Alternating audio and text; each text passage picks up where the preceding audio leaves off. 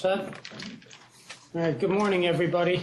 Morning. I know we are expecting Ben Oster, but maybe we better get started. It's about 5 after now, and he can join us in progress.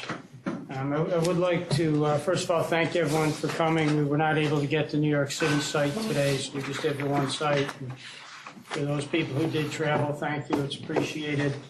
I also do want to welcome, we have two members who actually, I believe, were appointed prior to last meeting, but I think this is their first meeting actually sitting as commission members. First, David Loftus, who joins us with experience with both the Innocence Project and legal aid, and very much looking forward to having your input on the commission.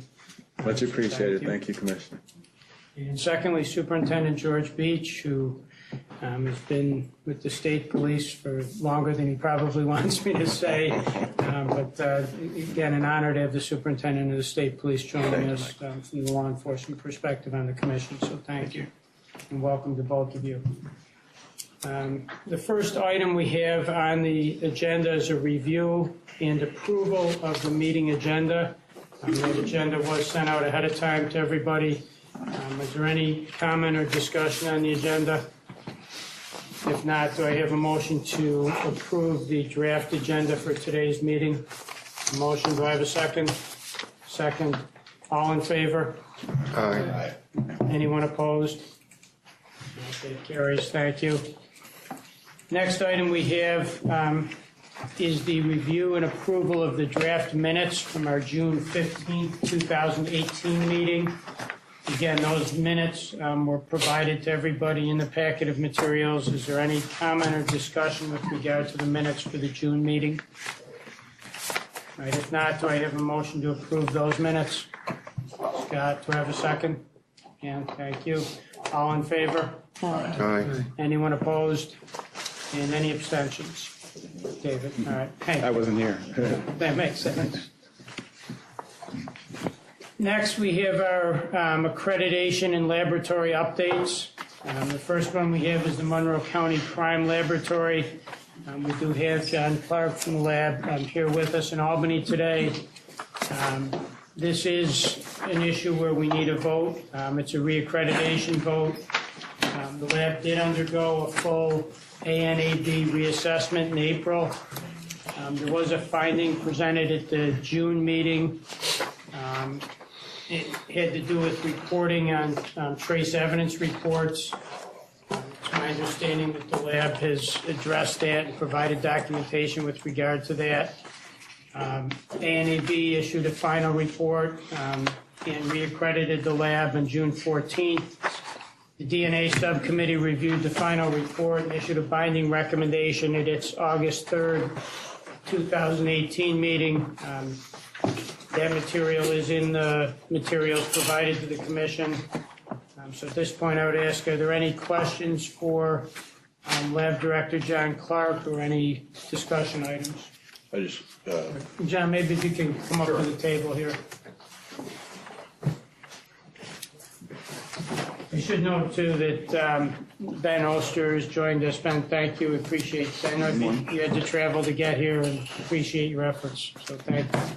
John. Good morning. I just two questions, really not related to the accreditation. I was just reading the section about glass comparison, and I know we've had many years ago we had a discussion here about glass comparison. What's the state of the science on glass comparison?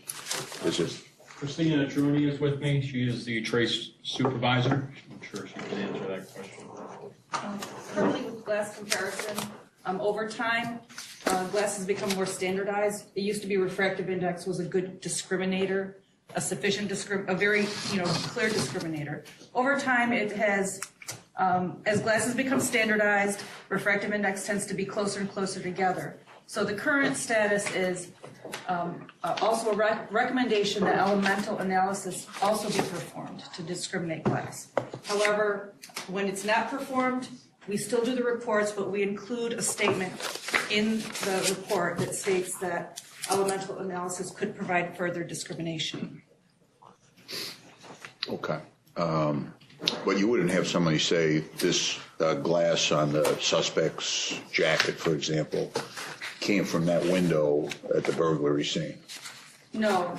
In cases of class comparison, such as glass and fibers and other trace areas, these are our class comparisons, and therefore we never state that it came from this. We've always include a statement saying it could have come from this item or another item with the same analyzed characteristics. But you could say an exculpatory finding that the glass, which led to the initial suspicion of this individual on his jacket, actually did not come from that window. That's correct. And the other question I had was relating to the hair comparisons. Is the lab doing comparisons to DNA? Our laboratory does both currently. The hair comparisons are more of initial class screening type comparison. So we can eliminate hairs from being consistent with a group. If we can eliminate them based on the range of characteristics observed, we will state that it could have originated, it's consistent with originating from this person or another individual that exhibits those same characteristics. So we don't state that. Okay, so if it was an inclusory finding just based on a visual examination, would you then go to mitochondrial DNA analysis? We don't perform mitochondrial DNA in our laboratory.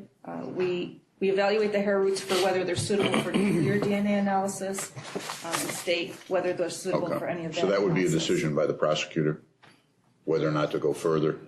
Yes. Okay. Thank you. Other questions? But if there are no other questions, I would ask if we can have a motion to renew the New York State accreditation for the Monroe County Crime Laboratory for a period of time concurrent with its ANAB accreditation. So moved. Right, Superintendent, second. All in favor? Aye. Anyone opposed? All right, that carries. Thank you. Thank you. Appreciate you being with us. Thank you. Next, we have the Erie County Central Police Services Laboratory. This is on for informational purposes only. There is no vote required here. The director is available by phone, I understand. The laboratory did undergo a full ANAB assessment to the ISO 17025 and ANAB accreditation standards in June. There were 3 nonconformances. I believe the lab has addressed those nonconformances. The lab received its final assessment report in reaccreditation from ANAB on August 8th of this year. The DNA subcommittee still has to review this. It's on their agenda. It came in too late to get on the agenda for their last meeting. So it's on the agenda for the November meeting of the DNA subcommittee. I would say that before the commission can act, we need the recommendation of the DNA subcommittee. So it's my recommendation that we put this over to our December meeting for the final vote and wait the recommendation of the DNA subcommittee. The current New York State accreditation expires on December 15th of this year, so it should not be an issue. There should be sufficient time for the DNA subcommittee to consider this at the November meeting, provide us with a recommendation, and allow us to consider it at our December meeting, which is scheduled before the 15th. So certainly if there's any questions at this point, we have the lab director available by phone.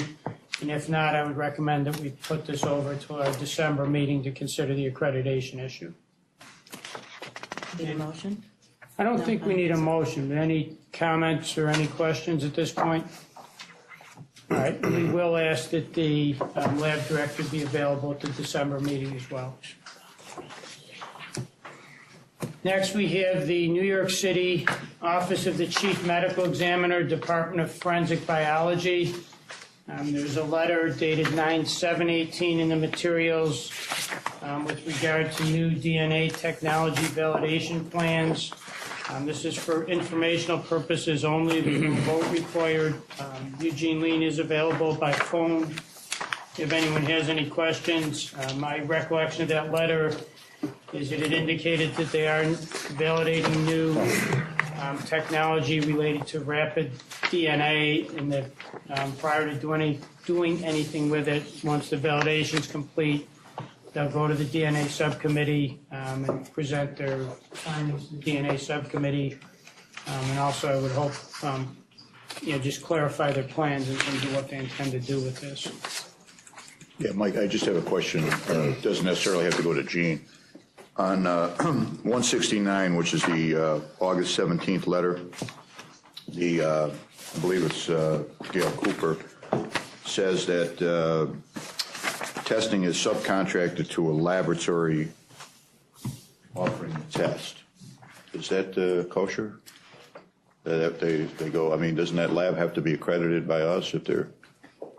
Yeah, I guess before we answer that, I think we probably should get Eugene on the phone and just have him clarify so we understand exactly what this That's is. tops. That's tops. We're mixing up two labs. All right. They have to be accredited by us. Rapid and Next Gen are on the first level. Yeah, Okay, yeah. because there are two letters from, Get that. Two points in the first letter, and then there's a separate letter for tops. okay. The letter that's referred to here should be at, I think it's page 505 in the new materials that were sent out.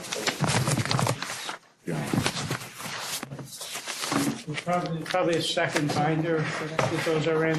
Well, that's the DNA lab. We're talking about forensic tox lab.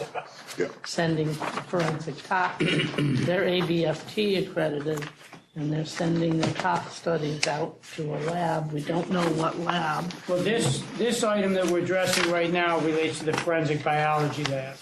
Yeah, Mike started No. with the letter from. Yeah, on page Yeah. 505. The 9718 letter Back one page. should be, It's in unless this- my notes are wrong, it's page Why aren't we 505 doing in the new page material. 167 with this? Because it got stuck, That's it got next on stuck the agenda. into the new agenda. Oh, you changed, you went. and Oh, that's the changed rapid it. DNA. Oh, well, unless my agenda and yours are different. No, the new, you're now looking at the new agenda. We were looking at the old All agenda. right, my apologies. So, do we know if they've sent a similar letter to the DNA subcommittee? Giving them a heads up because they're going to be responsible for reviewing this? No.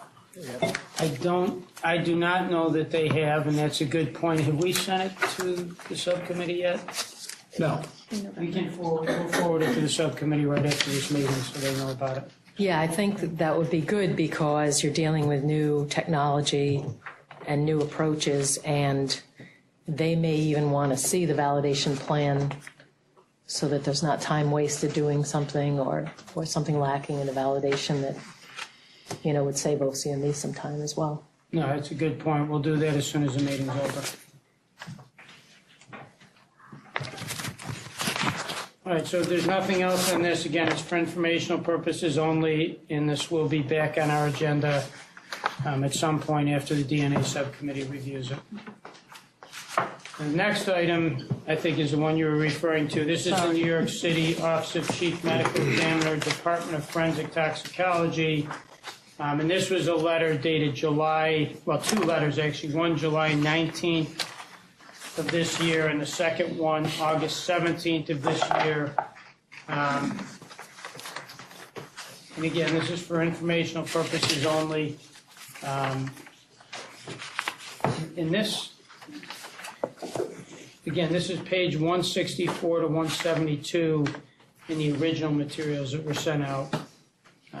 And I think we do have the director, Dr. Cooper, available by phone if anyone has questions. Well, the question is, what lab are they contracting with, and what is the accreditation status, if any, of that contract lab? Maybe not New York State accredited, but who are they and what do we know about them? So maybe I think the only option is NMS, but obviously let's hear it from her.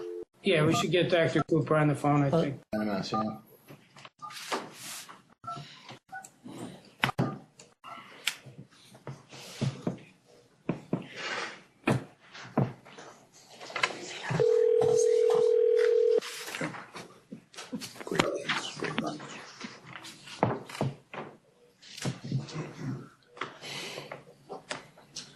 Hello.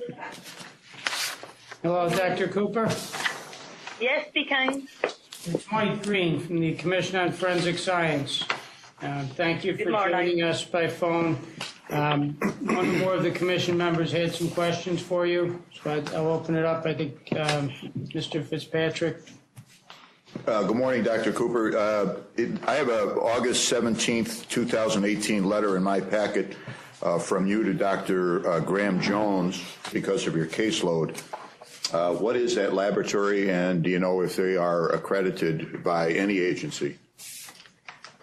Okay, so I'm looking at I hope I'm looking at the same letter as you, August 17. Yes. It would be analysis not included in routine testing. Yes. Going down to the fourth line, testing is subcontracted to a laboratory offering the test. Yes. So we currently send any test that we don't do in-house to NMS laboratories in Pennsylvania, and they are accredited to both ABSP and to ISO 17025. May I ask a question? Regarding the personnel in your lab, do you feel that you're sufficiently staffed to deal with what I'll refer to generally as the opioid crisis? I know we're having a serious problem in Syracuse with these boutique drugs. It's difficult to keep up with them. Is that a concern of yours?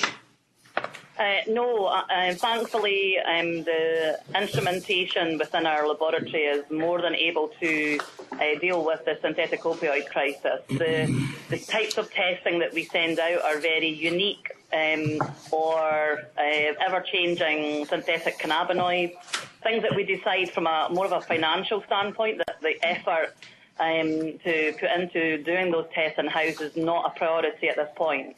So, of course, with the synthetic opioids, there's such a large volume of them that are inherent in most of our casework.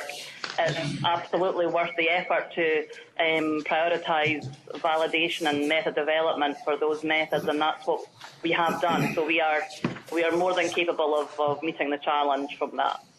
Thank you, Doctor. That's all I have. I have two quick questions, and these are more of concerns that were raised by the reviewers, and I think you addressed them in your letter, but I'm not really sure that I understand the responses. The first reviewer said that there were numerous instances where the laboratory missed expected proficiency findings and relied on not included in routine analysis. Could you explain to me what that means, and I guess detail a little bit what your response was to that? Yes. So our routine testing processes are quite extensive with regards to known legal and illegal prescription medication as well as illicit drugs. So it covers the vast majority of the drugs that we would expect to find in any population, in particular here in New York City. There are always new medications that come online that we potentially will miss. This is the case for every lab across the country. And so part of our proficiency testing scheme really is to highlight where there may be a drug that we haven't seen before, possibly because we're missing it in our routine testing or because we just haven't looked for it before.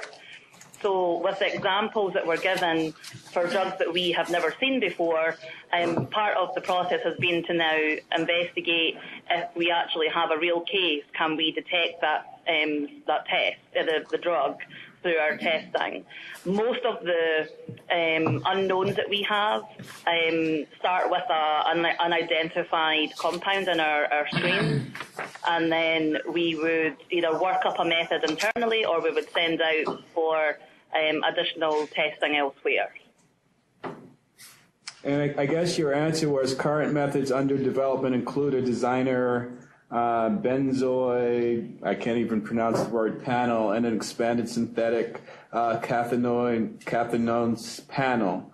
Can you expand on that a little bit? I'm just trying to get the lay of the land, and I don't really understand the terminology. Of course. So at the present time, we have separate methods for designer benzodiazepines and for synthetic cathinones. So we already tests are the most common ones that are seen, but we receive intelligence information from different agencies that there are new designer benzodiazepines or new synthetic cathinones that are being circulated. They're not necessarily in our population yet, but we want to always be ahead of the game as much as we can. So we're continually developing and expanding our current testing profile to include these new drugs. Okay, and then my final question is, my understanding of your second response was that that the chemical was identified by the analysis, but he just failed to include it on an attachment or something? It was That's more right, an yes. administrative glitch? It was an administrative error. The tests were completed correctly and the results were not reported correctly. Thank you. Thank you very much. Any other questions? All right, thank you. Thank you for joining us. We appreciate it. Thank you. So again, this item was for informational purposes. There is no vote. As far as I know, I think this is the first time ABFT has sent comments and requested responses for a mid-cycle review. The next item we have is the New York City Police Department Police Laboratory. There's an email from September 7th of this year regarding key management changes. Again, no vote is necessary, just it reflected the retirement, 2 retirements. Integrity Control Officer Lieutenant Michael Lacco and Commanding Officer of the Special Projects Section Lieutenant Kenyon Leggett. The acting Integrity Control Officer is Lieutenant Matthew Strong, and the other position remains unfilled. I don't know, do we have any questions? All right, and again, no vote is required there. The next item we have is the Westchester County Division of Forensic Toxicology. There are emails from July 19th, July 27th, and August 24th of this year. No vote is required. This is for informational purposes. Director Betsy Spratt is available by phone if anyone has any questions. This again was a ABFT mid-cycle review where ABFT did send comments and request responses from the laboratory with regard to the review. At least my review indicates the laboratory did respond to each of the comments and did supply supporting documentation. A question for you, Mr. Chairman. In the response by Director Spratt, and this is kind of a theme in a lot of the reports of this particular meeting, it would seem that she's understaffed. And all of these documents are stamped confidential, not for distribution. How do I make DA Scarpino aware of this without breaking some rule of this stamp that is on everything in here?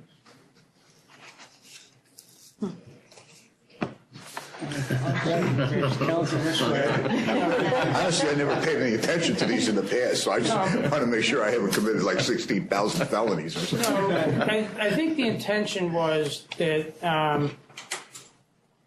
the commission process wasn't meant to, for example, replace discovery in the criminal cases, and that the commission said to a lab, we want to see.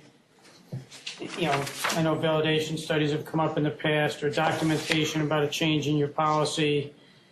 The idea wasn't that different parties here would then take that and go and publicize it. But on the same token, I know we've specifically had conversations in the past about the expectation that members would, I think in follow-up to the NASA situation years ago, there's discussion about making sure that we kept various constituencies apprised of issues. So, my first reaction, and I looked at our counsel here, but I don't see why that stamp would prohibit you from talking to the DA and saying, "I just want you to know that this issue is without handing in documents, say this issue's come before the commission, these were things raised by the lab director and they caused me this concern, you might want to look into that. All right. Now, if he asks for the documents, I'll check with Brett before I do anything. I have a sort of related concern. I mean, a lot of the language here is difficult for a layperson. And rather than having, the person come on the phone, and a lot of the, I guess, concerns, raised by the reviewers seem like concerns, failed proficiency tests. What is our, what is our leeway in having, other scientists look at it just to help us through the language rather than, I guess, using the commission's time to, have people go through the things that they wrote to other folks in letters, and I'm sure the answers are apparent to people with a scientific background, but they're not. And again, my interpretation of it would be that this was not meant to prohibit commission members from getting input from, for example, people on your staff, or if you felt you needed to reach out to somebody to clarify or understand. It was my understanding this was not aimed at that scenario. This was aimed at the scenario where someone is using the commission to then publicize information to the State Bar Association, for example, or to the entire District Attorneys Association. It's just, I think the concern was initially that we not confuse the commission and their mission and their role with the discovery process, and that people don't use the commission, either as a substitute for or an end run around the discovery process. I don't think it was in any way meant to limit our ability to do our jobs and to prepare for the meetings. So I don't know, Brett, if you... No, I would agree with Commissioner Green's... Because honestly, this first sentence from the first reviewers are alarming. I don't really know how alarmed I should be. Yeah, the sentence, that says the proficiency records were mostly provided in full, as well as their investigations and root cause establishment to unacceptable proficiency samples. So, I've read through it, Googled some things, but obviously have no actual sense of how concerned I should be with what's in the with what was reported by the reviewers. Yeah, and as I read, so as it relates to your question, I would not interpret that stamp not for distribution to mean that you're prohibited from reaching out to someone who you thought was an expert who could give you context or explain to you what that meant. By the same token, if you said, well, I felt like I needed to send a mass email to every attorney in New York State and ask for feedback, I think it would. I think it's kind of a common sense thing as to where the line is in between there. But I certainly don't interpret that to prevent anybody from reaching out to someone with expertise to help them understand this so they can figure out what position would be appropriate to take as a commission member.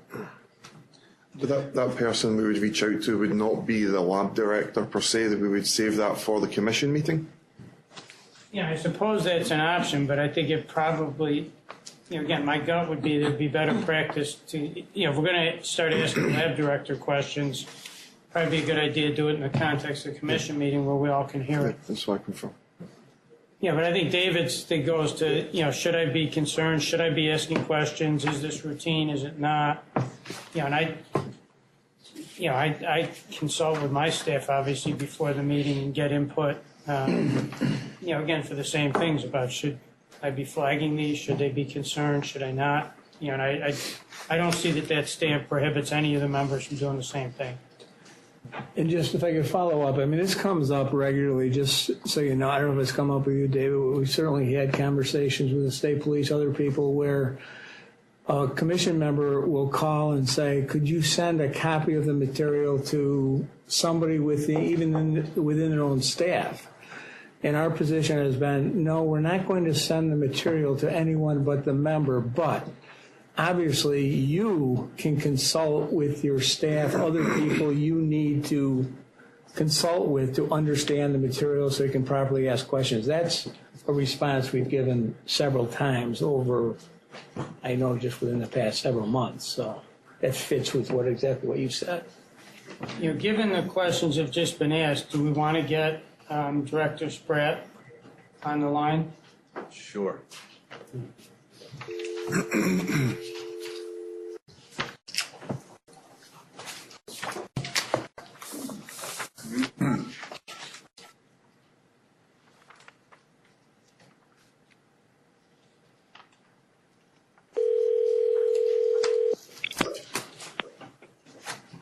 Hi, this is Betsy Spratt. Hi, Betsy. It's Mike Green at the Commission on Forensic Science meeting. How are you today? I'm okay. I'm having a hard time listening. I can't hear very well, so I could only get part of the discussion. I'm sorry. All right. Well, I will try and speak up, and if you can't hear me, if several folks had some questions, if you can't hear them as they ask, just let us know, and we'll either try and move a microphone closer or speak louder. So I think, who wants to go first? I guess I can start. It's a fairly broad question, and pardon me if you've answered it in your responses to the commission itself. Okay. But the first reviewer, I guess it's on page 174 of our materials, had concerns that there were investigations and unacceptable proficiency samples, and then there's a couple of lines down saying struggling with method, all future casework to be outsourced, concerned did laboratory review any casework previously reported and possibly affected. Can you just walk me through, sort of what the reviewers' concerns were and what your responses were to the reviewers, and I guess that would be a great start. So the reviewer section is just so that everybody in the department looks at everything that we've discussed and everything that changes or things that may have occurred. So if we find a problem with a result, then we investigate it with the quality assurance person, who is Chris Cording, and work with people in the laboratory to figure out what the problem is. Sometimes we have had problems with the actual samples themselves, so we do go back to any cases that may have been done at the same time and also review those to make sure there were no problems. Then once we find out what the problem is or the correction, we then make sure everybody signs off and they understand what the changes were to that proficiency or what we had to change in the method. Does that make sense? That does make sense. And so in your response, you write in your response, I guess it's the first paragraph. Can you? I'm sorry, I don't have it in front of me. What does it? I'm sorry. What does it say? I'm sorry. So the first paragraph will say response during the first quarter of 2017. It was noted that the levels of QC. Then it gives some numbers both in the blood matrix for buprenorphine was inconsistent and had a high incidence of failure. And then it goes on a little bit further, and your conclusion would be with the proficiency sample, the lab achieved the expected results, but low level QC accompanying the proficiency failed. The lab has been investigating the reason for the failure of the low level of QC failures and validating changes to the method. Can you explain, just take me through what precisely that means and how many cases are affected by that? I can't tell you how many cases were affected. We started sending out all the blood buprenorphines. Mm-hmm. And the urine buprenorphines and the QC were working as well as proficiencies. What we found out with bloods that there was a pH difference that we needed to look at when we did our extractions through the columns. So we made a slight change, and that's what we were investigating. And then what we do is we send out the bloods to our reference laboratory and compare them to our changes that we're making in the lab to make sure that that's correct. There maybe were about 5 to 8 cases that were involved in this that we then sent out and have been sending out until we finally are at a point where we're able to fix the method for bloods. The urines were no problem. We were getting the same numbers, passing the proficiency, so that's why we did it that way.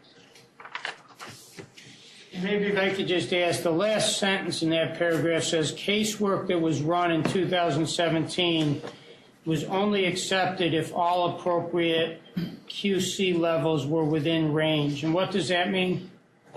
That means that if we felt there was any compromise to the extraction, we did not accept any of the results, and we then sent them out. And that's when we started investigating that we might have a problem, when we started to see a higher rate of QC failure. We only do 3 to 5 cases that we end up having when we do an extraction.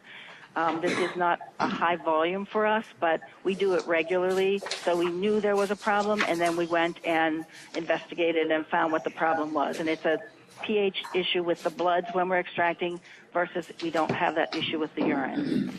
And when you say sent them out, does that mean to another lab? Yes, we sent them to National Medical Services. That's the reference lab we use.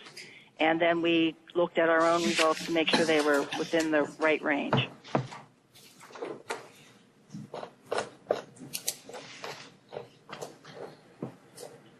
That's all I have for you. Bill, did you have a question? Bessie, this is Bill Fitzpatrick from Syracuse. We're experiencing some of the same difficulties you have, although I think we have it under control. Are you concerned about your staffing level in light of what you refer to as the opioid fentanyl crisis? Yes. Have you addressed that with the county executive and the DA or legislature? I'm not sure who runs the show there, but we have addressed it with we've discussed it with the medical examiner, and that's been discussed with the chance of trying to get additional people. I don't know how successful we'll be for 2019. okay. I don't know how much we can do to assist, but I'll certainly talk about it, discuss it with DA Scarpino to see if he can assist you. Thank you. Mike, I have a question. Yes, Lydia. Hi, this is Lydia DeCastro. Thanks for being available to speak with us this morning. My first question regards the cannabis positive by ELISA. And it says that it was missed by an analyst, a batch reviewer, and I believe tech reviewer and admin reviewer. Is that what TRV and ARV stand for? Yes, it is. So how many cases, it says that there were cases that were reviewed, and it says that an appropriate investigation was conducted that included case review 2 weeks prior and after the batch. So first, I was wondering how many cases were reviewed in total, and then I was wondering if cases were reviewed for all of the people who were involved in this miss. There is a constant review that we do, and this one just got missed by including myself. We went back and looked at many weeks, and we have many different people doing parts of review, but when you're under a time crunch where you have to get a result out within a certain number of weeks for the proficiencies, and with what's going on within the laboratory with how many other drugs we have, we went back and there were no others that were missed. And we check periodically, and I check things as they come through for final report, and we haven't missed any others. We just all missed that one. I totally understand about proficiency tests, so believe me, I can empathize with that. I have another question for you regarding an update that you gave about the Zoplicone. Zopicam? I see Zoplicone, Z-O-P-I. Yeah. There was talking about a peak that wasn't integrated. So I was wondering, there was a mention, well, let me read it instead of trying to interpret it. The laboratory did not report the presence of Zoplicone. While the LC TOF screen showed the presence of Zoplicone, the LC-MS confirmation did not. Upon further review of the data, however, it was noted that there was a peak near the retention time of the Zoplicone standard that was run. It had a low area count and did not integrate. So my question for you is, what is your lab's approach when it comes to non-integrated peaks that are seen in a confirmatory test? Is the sample reported out as a presumptive positive or just negative?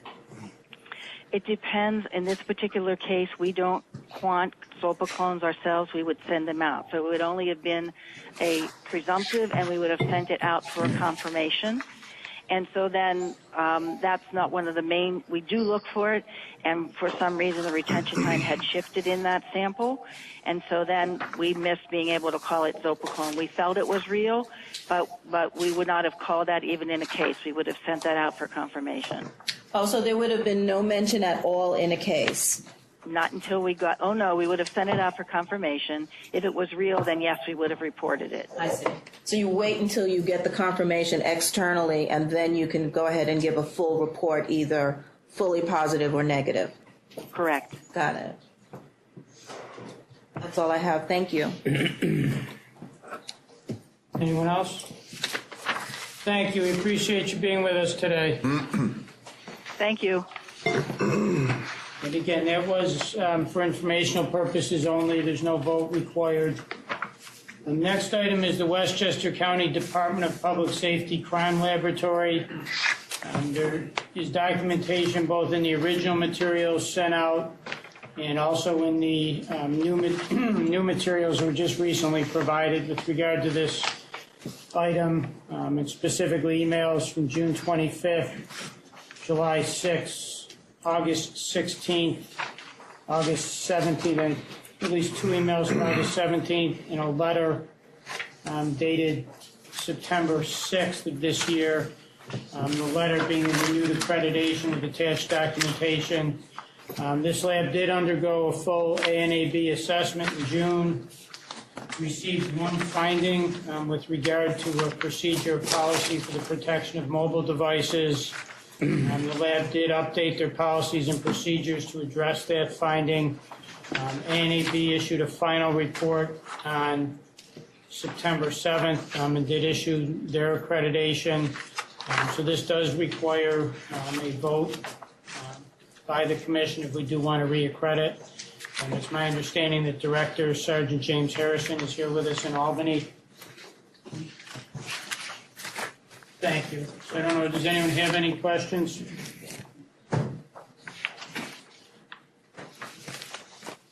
If there's no questions. This is on G?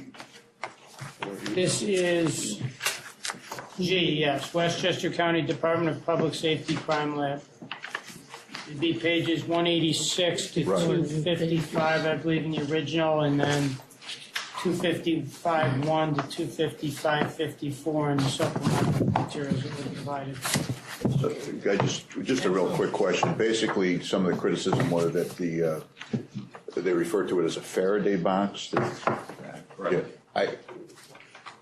Yeah, I've done digital cases or digital evidence cases, but I never heard of such thing, that they can actually tamper with these phones from a distance if they're not in a Faraday box? Correct. Faraday cage, as they call it, prevents certain radio frequency signals from reaching a device. And if certain signals are received, the electronic device can change, the evidence can change. I've never encountered that once professionally, nor heard of that. Yeah. Do you have the same problem that we have with the phones that are encrypted that you can't access? We do. We have some new equipment that's been helping us out with that, and we're able to defeat a few things. If I could ask you to just speak up just a little bit, please. Thank you. I'm just having trouble. Yeah, no, the Apple products, some Samsung products are very, there's a lot of security features built into them. There's a lot of encryption, and also the passcodes for the devices themselves. There are some other commercial products out there that can circumvent those security features. And have you had any success with those? We've had a lot. Okay. Thanks. Any other questions?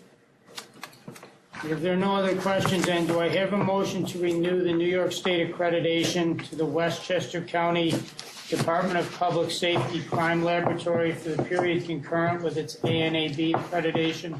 I have a motion. Do I have a second? Superintendent? All in favor? Aye. Anyone opposed? All right, that carries. And thank you. We appreciate you being with us today. Next, we have letter H, the Yonkers Police Department Forensic Science Laboratory. There's a letter dated June 4th of this year with regard to continuation of accreditation with the attached surveillance report. This is for informational purposes only. There's no vote required. The lab did have an off-site surveillance review in May, and my reading of it indicates that they remain in compliance with the accreditation standards. Colleen Lockhart is available by phone if anyone has any questions. Any comments or questions with regard to this item? All right, I think that takes us through all of our accreditations and laboratory updates. Next on our agenda is old business. The first item we have there is accreditation comparison.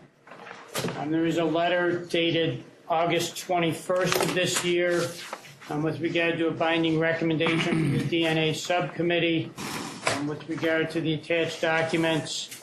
Also a letter that we sent on July 6th of 2018 to A2LA notifying them of our action at the June Commission on Forensic Science meeting.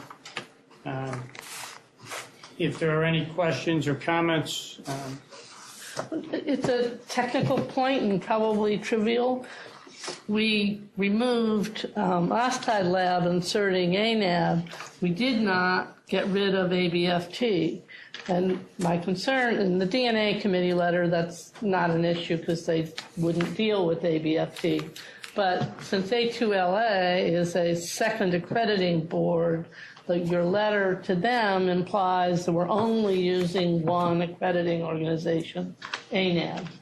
The rules will continue to use two accrediting organizations, ANAB and, for those labs that do only forensics, ABFT. I'm only concerned because A2LA is the kind of organization that could say, but wait a minute, you aren't using just one. You're really still using two. Why couldn't we be a third? I'll refresh my memory again, but what's the relationship now between ANAB and ABFT? They're working on partnerships but haven't yet. Right?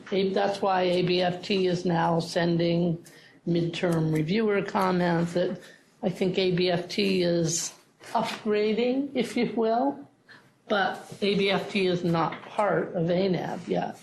They are not. Not as far as I know. I don't know. Like you said, they're. I think what happened to Ascod Lab is going to happen to ABFT and ABFT. But remember, they extended the deadline for compliance. But I don't know if the business relationship has already begun. I don't know if they have a memorandum. They have an MOU, an MOA already in place, because I thought that was something they'd already started. But again, I don't know. But I mean, maybe we need to. Because if ABFT is really now part of ANAB, then the rules could be changed again and delete ABFT. Not that I'm suggesting a rule change. Yeah, I think. It's just an alert point. I hear you. My understanding is ANAB is doing logistical work for ABFT, so that there is a relationship, and in some fashion, so I'm only assuming that the thinking was that since there was this connection between them, but if people feel more comfortable, we can certainly send a letter clarifying that ANAB meant to encompass the larger ANAB, ABFT, and whatever the relationship is between them. Well, the labs are still getting accreditation certificates from ABFT. It still has ABFT's logo on it, not ANAB's. Yes, logistically, ANAB is helping them. Would you be more comfortable if we clarified the letter to them? Yeah, to A2LA, just to say, for clarification, we do still allow ABFT, who is working with ANAB, but The rule does still allow us that only for those labs doing only forensic tox. Any other comment? Anyone have any? I just worry A2LA is. No, I hear what you're saying. Is there any issue with that? No, I think that when the initial vote happened, I think there was concern about certain accreditations. You couldn't wipe out ABFT with the ANAB vote because there were certain accreditations that ran beyond the time period, and so it perhaps wasn't the most subtle addressing of the issue, but we can certainly look into that. All right. But at least for the moment, there's Okay. this.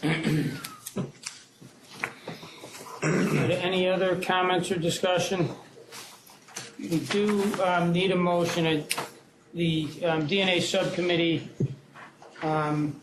recommendation included modifications to the language referencing the ASCLD Lab International Program, replacing that with ANAB Forensic Science Testing Program. So do I have a motion to accept their recommendation? Yeah.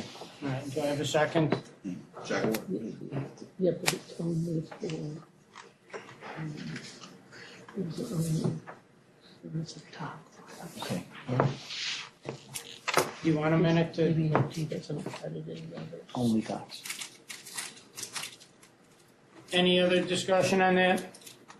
All right, we have a motion, we have a second, all in favor? Aye. Anyone opposed? All right, that carries. Mike, just one footnote on that. I just want to footnote this. At the DNA subcommittee meeting, just so people know, the sequence was the commission voted to make these regulatory changes. Then it was sent to the DNA subcommittee for them to make a binding recommendation in conformance with what the commission already did.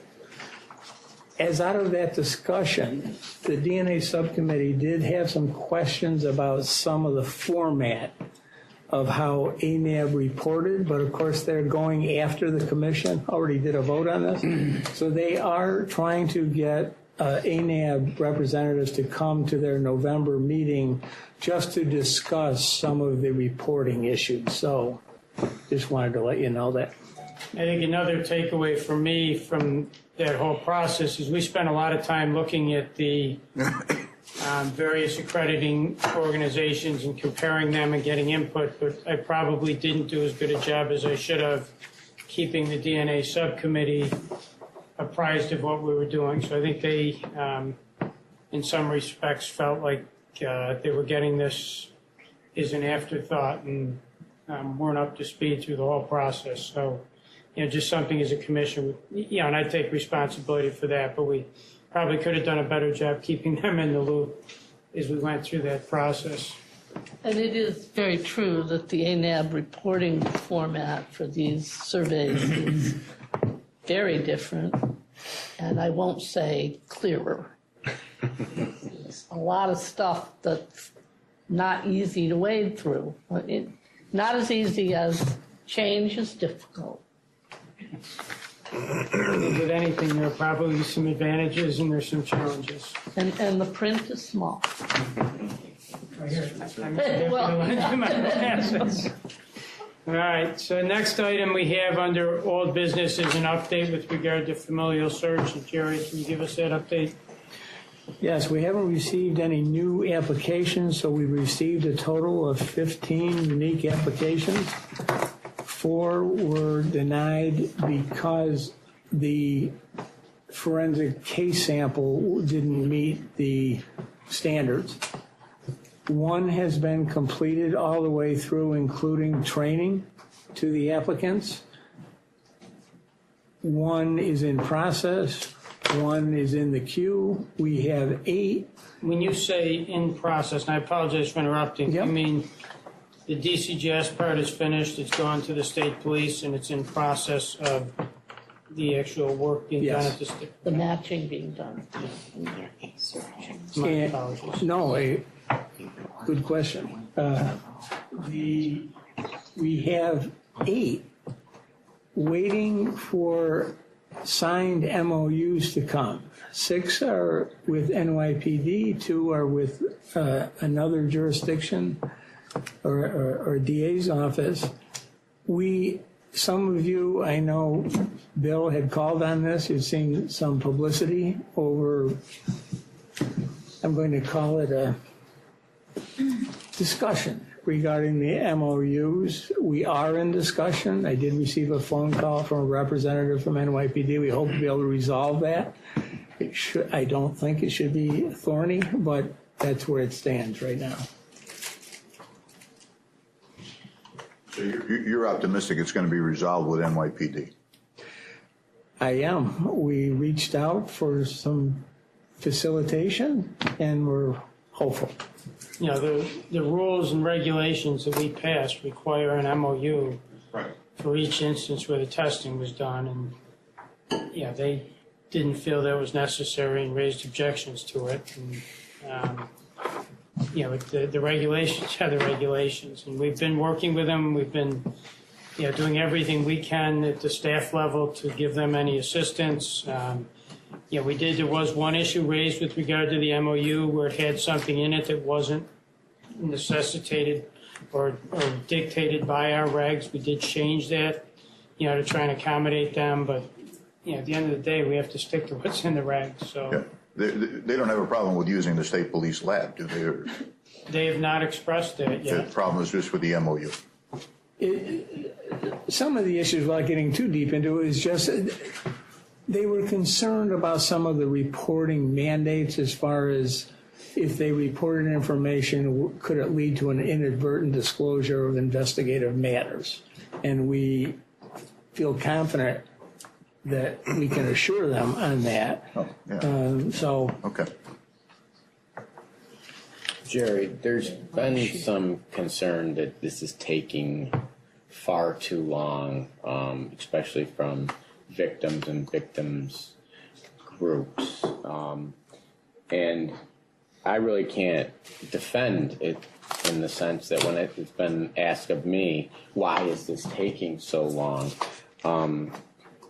Can you tell us, or at least give us some clarity as we go forward? Will it be quicker, or should we expect a year turnaround time on this? You know, from my perspective, the thing that's taken the longest so far, you know, first of all, the first series of applications we get in, you know, some of those, frankly, just didn't have the information in them. You know, I don't think people were looking at these through the lens that the commission was looking at it through in terms of the information that needed to be laid out to justify this being done.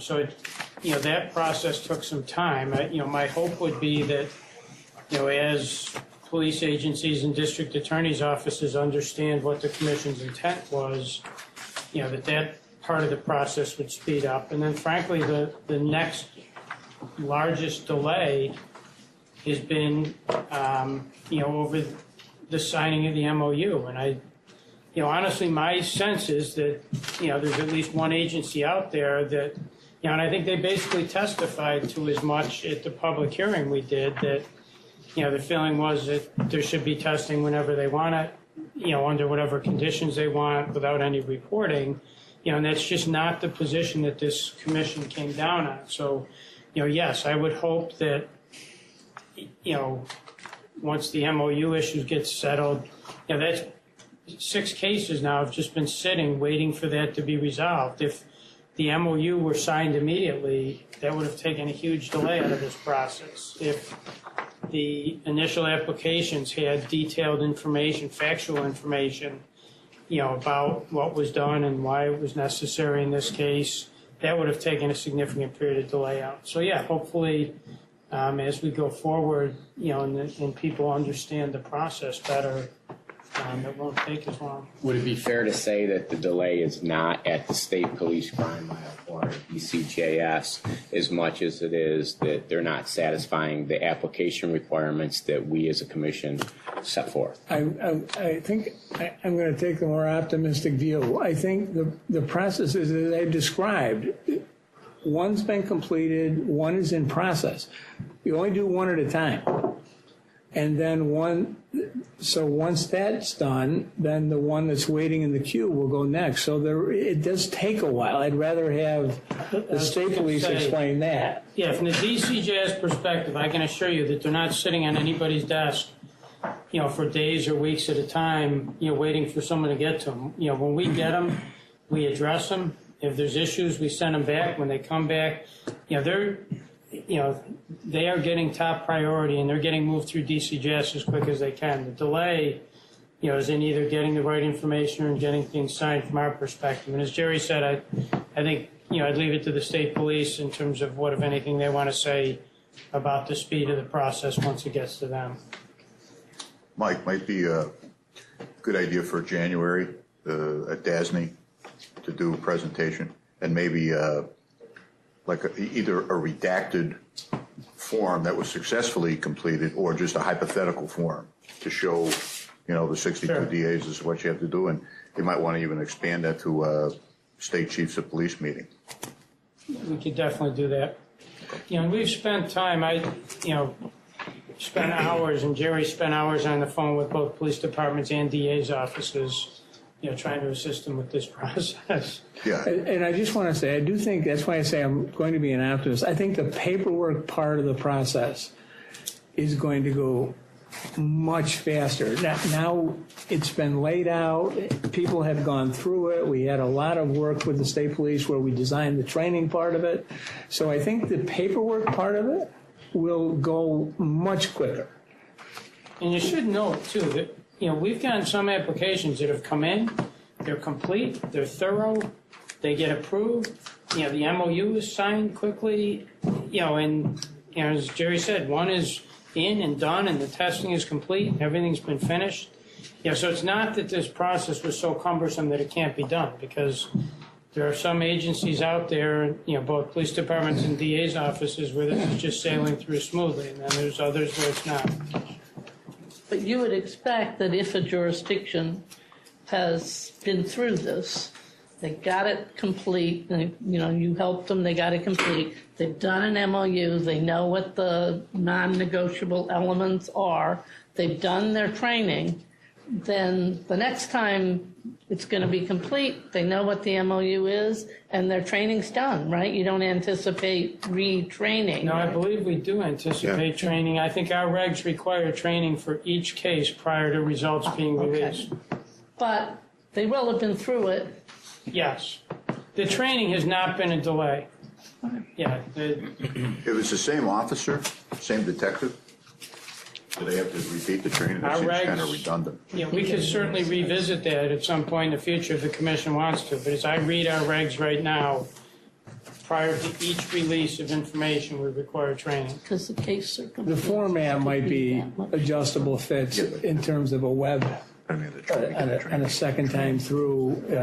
Yeah, we do have some leeway in terms of how we deliver the training. And, if it's the same officers, you might not require them to travel here to get an in-person training the second time or something. But it does require training. And, I think we all anticipated that, at some point down the line, we would revisit the entire thing, see how it's working, and see if there's things we wanted to change. But my sense was that people wanted to err on the side of caution in the beginning and make sure that we had, pretty strong safeguards in place to try and make sure that this information, was only used in the way it was meant to be used. When are we supposed to be revisiting this? Was it after 2 years or 3 years? I believe it's 2. 2 years, right? So are we a year into? About a year and a half. Right, so we are, how far are we This was, into? wasn't it October, November of last year? So we're not quite a year All in right, yet. so we're just about a year in, and we're all learning from this experience. And as someone who understands what you were saying, Scott, about maybe the families not understanding why things take so long, I think we all experience that, where people don't understand what it takes to get from point A to point Z. And we're learning from this too. So we understand that everyone who's got some sort of skin in the game is looking for an answer, but we want to give out the best answer that we possibly can. And we're also going to be learning from this experience. And hopefully by the time another year is out, yes, we should be receiving feedback about what it is that we could do to help streamline. And then once we have that feedback, we will do what we can to help facilitate this while remaining true to what we were trying to do at the outset, which is to make sure that these searches are done in a way that fits the way we were hoping that they would be done. So hopefully within the next year, and I'm glad, I want to be optimistic too, so I like that take. Like, we'll be optimistic that we can come to a meeting of the minds, understanding clearly what it is that's the complaint, and then being able to address those issues and try to please as many people as we can. Thank you. You know, Ray, in response to Scott's concern that he's raised, is there anything that you want to say in terms of the pace of the testing for the New York State Police Lab, part of this process, both currently and going forward?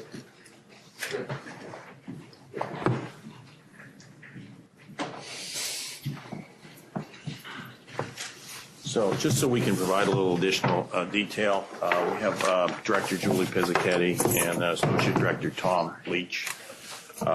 So our original goal was to target approximately one case per month, and as we get additional staff to ramp that up. So we're in the process, and I can maybe hand this over to Julie and Tom just to say where we are in terms of adding the staff and whatnot.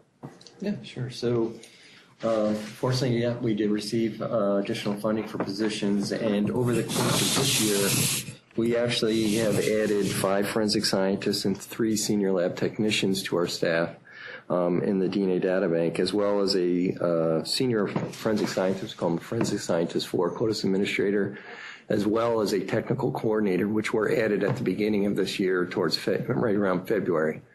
The technical coordinator that was added to our staff is now assigned specifically to familial search and moving that in.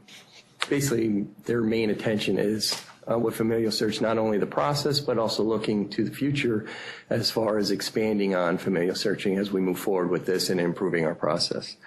We are also in the process right now of hiring, went through interviews and hiring additional staff. We have, we're looking to hire another technical coordinator that's also going to assist and support familial searching, but also our data bank and state CODIS operations. As you can imagine, right now with our staff, we're trying to accommodate both our data bank production as well as familial search.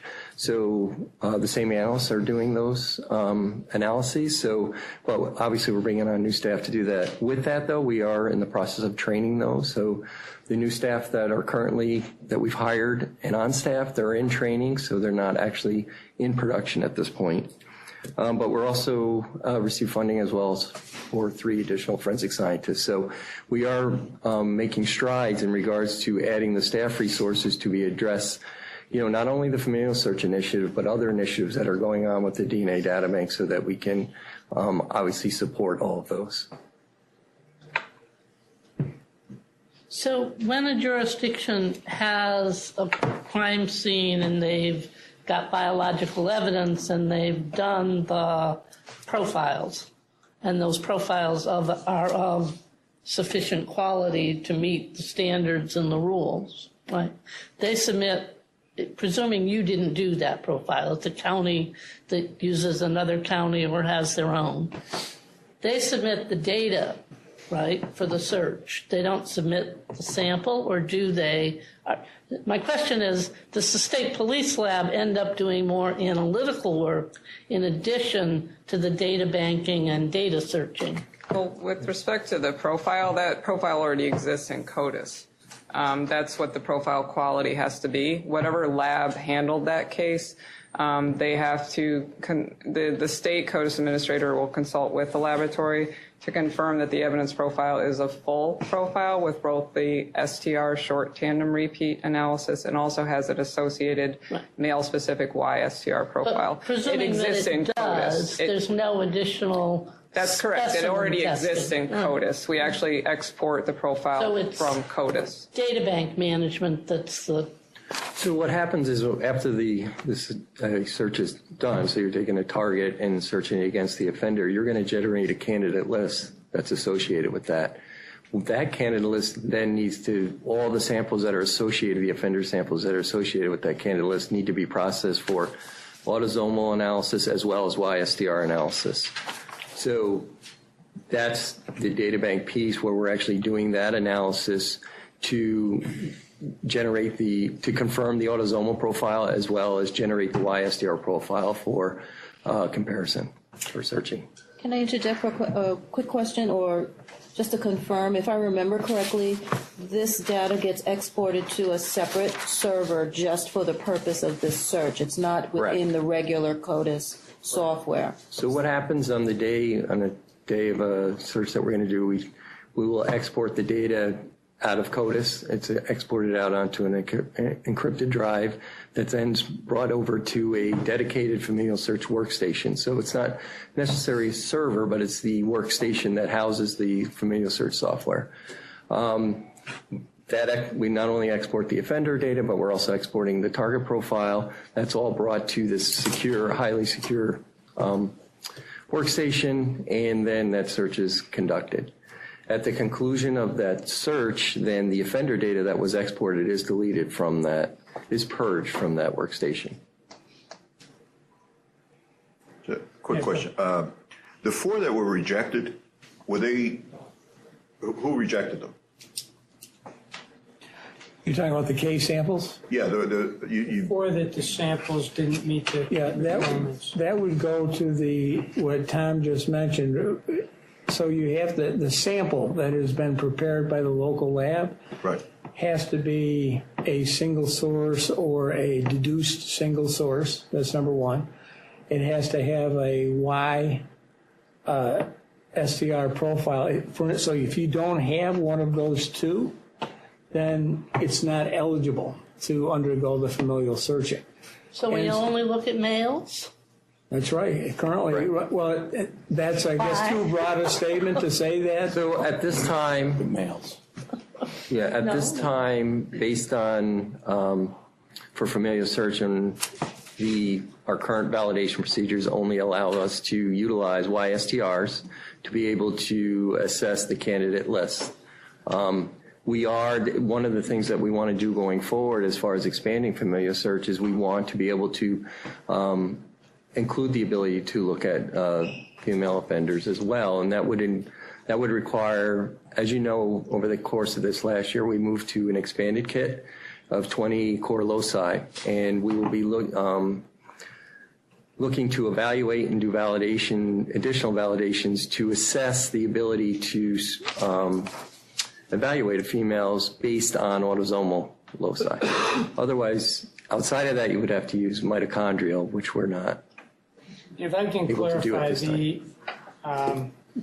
the issue with the Ys, that if I recall right, that's not something that's written into the regs per se, but it was the validation that you presented to the DNA subcommittee was structured that way, and that's what the DNA subcommittee approved? Correct. So there's case sample requirements that are in the policy, and then there's sample requirements that are also in the policy. But in addition to that, it does, in the policy, indicate that things need to be done in accordance with the validations that were performed and the thresholds that were established. I thought you had to do YSTR, but if there was no Y, you could still proceed.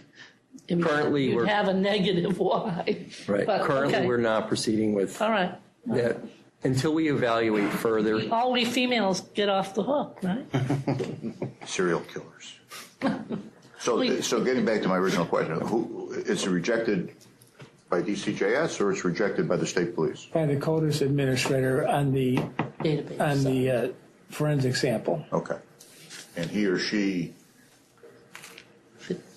She completes that portion of the application to confirm whether the profile meets the sample requirements. But we want to communicate that information back to the submitting agency and the laboratory and the district attorney, because there is a possibility if there's sample left, they can go back and do additional Well, that's testing. what I was going to ask, Julie. So Yes. that avenue is still open to these 4 Absolutely. rejected? Yes. Okay.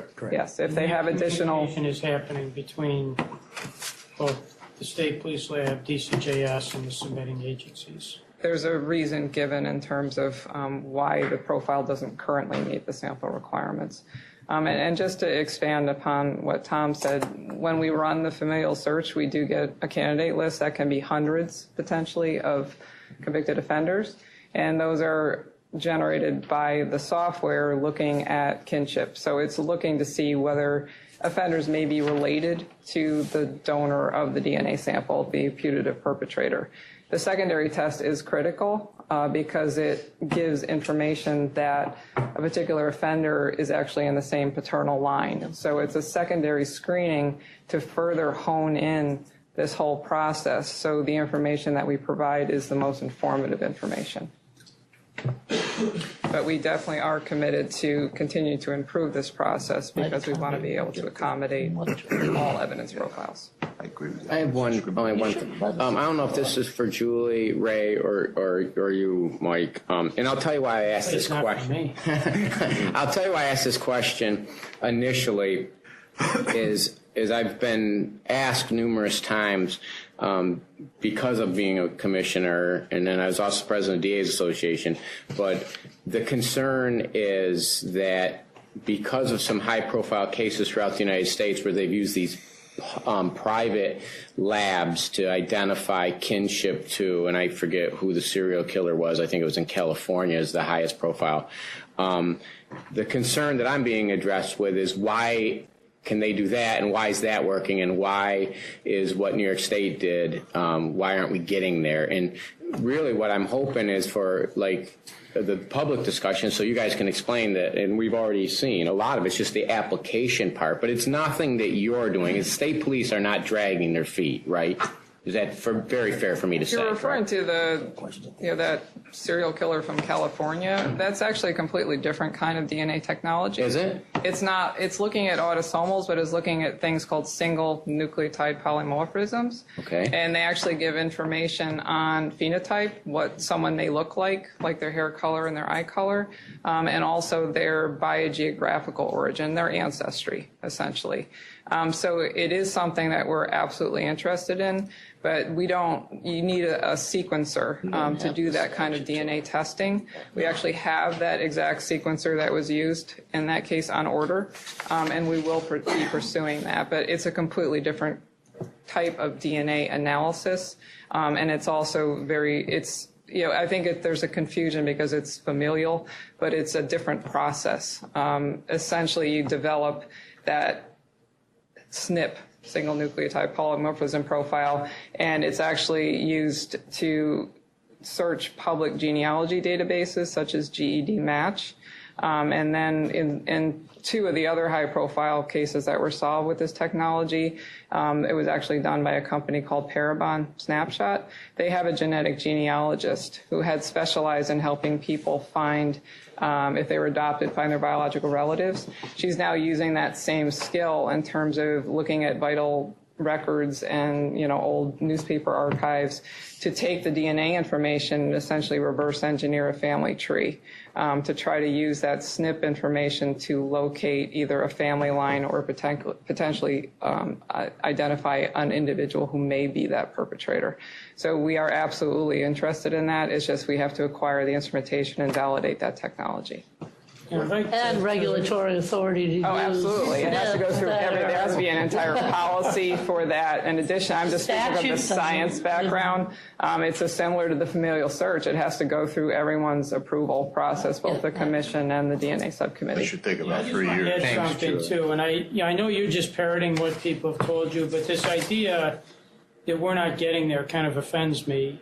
If you take a step back and look, I think there's either 11 or 12 states in the country where you can do some form of familial search, which means there's 38 or 39 states where you can't do it at all. So this idea that we're not getting there, first of all, just isn't accurate. And secondly, we went through a painstaking process, I think, and we heard concerns from both sides. And I thought we did a very thoughtful job of trying to balance and consider all of those concerns, not disregard anything, and come up with a policy that allowed for this tool to be used, but to the extent possible, tried to build in protections to address as many concerns as possible. So, yes, are there people out there that would like us just to be able to, with no rules, no parameters, no nothing, rush ahead and do this? Sure, I'm sure there are. But that wasn't where the commission came down. The commission recognized the value of this tool and recognized the importance of doing it in a certain way with the proper protection. So, the thought that we're just not getting there, kind of offends me given the process we went through, the thought that we put into this. I think the end result did a very good job of balancing those concerns. And I guess I just take, some offense to this concept we're not getting there. I think in a very thoughtful but very quick way, we moved through the process. In 6 months, we got public input. We spent a lot of time balancing these things. We came out with a policy, and in short order, we've put it out. We've got applications. We're going through the applications. The state police, I think put a tremendous amount of effort into getting validated and getting up and running in what, realistically was a very short period of time. If you look at the work that they did to get to the point, and they've actually, one case has gone through, been completed, testing is done. They're working on a second one. So this idea that, we're not getting there offends me. It may not be as fast as some people want, but I think it's being done in a very thoughtful and balanced way. Mike, I agree with you that you are offensive, but I was on the extreme end, NYPD's end. We don't need this. Okay, but you really struck what you just said, a balance. You had the public hearing. We listened to a lot of experts, some of whom I thought made no sense, some of whom I thought were very thoughtful. Bottom line is, what offends me is an agency saying, well, we're not going to sign the MOUs because we don't like it. Okay, well, that means you got 6 potential killers, rapists out there that are going about their business. And that to me is more offensive. What I would really like to see is this. I didn't understand everything that Julie said, but I'd really like us to move expeditiously when you get that software that caught D'Angelo in California, and that we not have another, 2 years of public hearings. I don't think that's frankly going to be necessary. That's just a thought for the future. Oh, you're going to have more hearings because you're using. Not if Mike says we don't have. You're using phenotypic markers. And I can tell you, in terms of the one agency with the 6 MOUs are tied up right now. Jerry has been in regular contact, as late as either yesterday or this morning. I was on the phone with the DA's office from the jurisdiction yesterday about the issue. So, we're doing everything we can to try and work through it. I believe you. Thanks, Mike. Yeah. So just to have everything be very transparent, I think most of the people on the commission understand that clinical labs that do forensic DNA testing on samples derived from New York State require a permit from the Department of Health to do that, and we approve the lab and the methods. And in the past, and I'll just say for clarification, because I think from the DNA subcommittee meeting there was some misinformation about who actually has a permit. So currently it's Bodie and mitotyping that have forensic permits. And there's also on the website DDC, but they haven't validated a 20 loci kit yet, so they're really not an option for most casework. And so up until now, every time we've evaluated a lab, it's always been a lab that from A to Z is responsible for the entire process of examining the evidence, extracting the DNA, doing the analysis, and providing the report. Parabon has applied for a permit. They have a certificate of qualification holder who is Mark Wilson, who was with the FBI for over 20 years, did a lot of work on mitochondrial DNA sequencing, so I think they found somebody good to guide them through this process. But for us, it's a very different model. So we call it a distributive model. And it's happening in forensics, but it's also happening in molecular genetics and oncology and other fields where there is a dry lab, a bioinformatics lab that has expertise in analysis of raw data but doesn't do the wet work. And so what Parabon is proposing is that they will have a legal understanding with a wet lab, or maybe even multiple wet labs, where the wet lab will do the DNA analysis, transfer the raw data securely to Parabon, and Parabon will do the bioinformatics using, again, a publicly available database, GEDmatch, and do this ancestry familial search. And, initially we thought, well, maybe we can just consider this an investigative approach and they won't need a permit, because the law says we have to permit labs that do DNA analysis for the purposes of identification. But then if you actually look on Parabon's website, it says in one spot, and in some cases we can specifically identify the person. So we can't really do it. So our lawyers have told us, no, they have to have a permit. So we're at the very beginning stages of looking at that, and happy to get any input from anyone else who has thoughts on how best to regulate this kind of dual lab scenario. What we anticipate is that they will have to do validation on test cases from the wet lab through the bioinformatics lab and come up with a report that can be verified. And so I wouldn't get excited, because I don't think this is going to be something that happens in the next couple of months, but just to let you know that it's in process. Can you keep us updated on what's happening? Sure. If we put it on at the next meeting just for an update? Sure. Thank you. And thank you. Appreciate the update. The next item we have under C relates to a letter. If my recollection is correct, it was a letter from the legal aid to the Inspector General with regard to the Office of the Chief Medical Examiner. And I'll turn it over to Brett for clarification, but it's my understanding that we have received correspondence from the Inspector General indicating that matter is closed out, and as far as they're concerned. Is that accurate? That's correct. The letter was from the Legal Aid Society and the Federal Defenders of New York, dated September 1, 2017, directly to the Inspector General. And the Inspector General has advised DCJS that they will not be opening an investigation into that matter. And that's...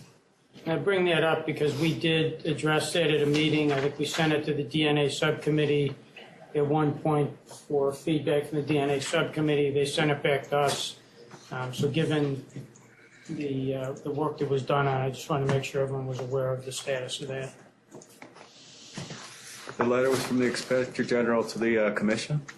I don't believe there was a letter. I believe we got one email, and correct me if I'm wrong, I think we weren't clear on what that email pertained to and whether it pertained to this or not. So Because in my other role, I haven't heard back from them. So yeah, I think Brett followed up with them and received some kind of correspondence saying, yes, that's what this email refers to. We actually did receive initially a letter with an IG case number, and we had to track down what that case number was because we didn't have anything with that number before that.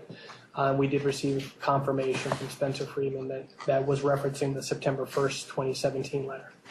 And that's one of the reasons I put it on at this meeting is I've been receiving inquiries from various groups asking me what's happening with it. And just felt it's important that if they've made that decision, that people know.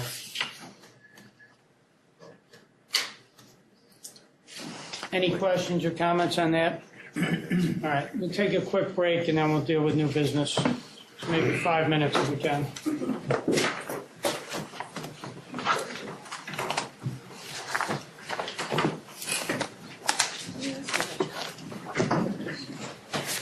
So we're at number 6 on the agenda, which is new business. The first item we have under new business is a update with regard to the last DNA subcommittee meeting. Jerry, if you can give us that update. And it's directly relevant to the discussions you've just had. At that meeting on August 3rd of this year, and the DNA subcommittee consists of a number of, obviously, experts in this field. Dr. Kidd, we did a transcript because now it's this, how we're preparing to go forward in various discussions about this, but Dr. Kidd made these comments at the beginning of the subcommittee, and the only thing I can do is read it to you rather than me paraphrasing it. As we all know, technology for DNA analysis has undergone dramatic changes. We've all heard about all of these cold cases that are being solved by pedigree family searching into public databases, but those are using markers other than CODIS. I've just been at 2 meetings. He lists the 2. A great deal of progress is being made using sequencing and starting to move towards SNPs for types of information that the standard CODIS markers cannot provide. And my sense is that unless somebody, and I think this committee is the obvious place to start, pushes the commission and through the commission into the individual labs, that they should start becoming familiar with these technologies because they are likely to become standard in a very, I'd like to think, short period of time, because they're so powerful. But it will take longer than that. I think we need to begin investigating what progress has been made within the state and evaluate what we as a committee should do to try to move the laboratories forward as the field has been moving forward. Out of that, we put together a conference call with a select number of persons, including Director Wickenheiser, to discuss because the DNA subcommittee wants for its next meeting in November 2nd, it's been described in different ways, but a discussion initiated about what information should be gathered and what recommendations might come out of the subcommittee on these topics. So what we've done, we've asked Director Wickenheiser and Tim Cooperschmidt from OCME, who's doing that. OCME is doing some evaluation, validation work down there on some of these advanced techniques. So we've asked them to attend the November meeting and at least initiate a discussion about how this should move forward. The particulars are not set forth, so you can see in the description. It's very broad, but it's very consistent with the discussion you just had.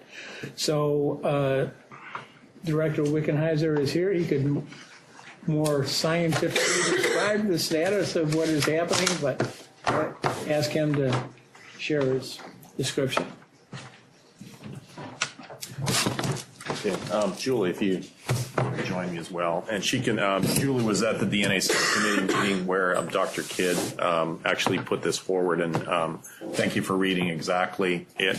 And I think what I took away from it was the evaluate, essentially in a sense, because you're all probably all aware, and it's come up what has happened with the Golden State Killer.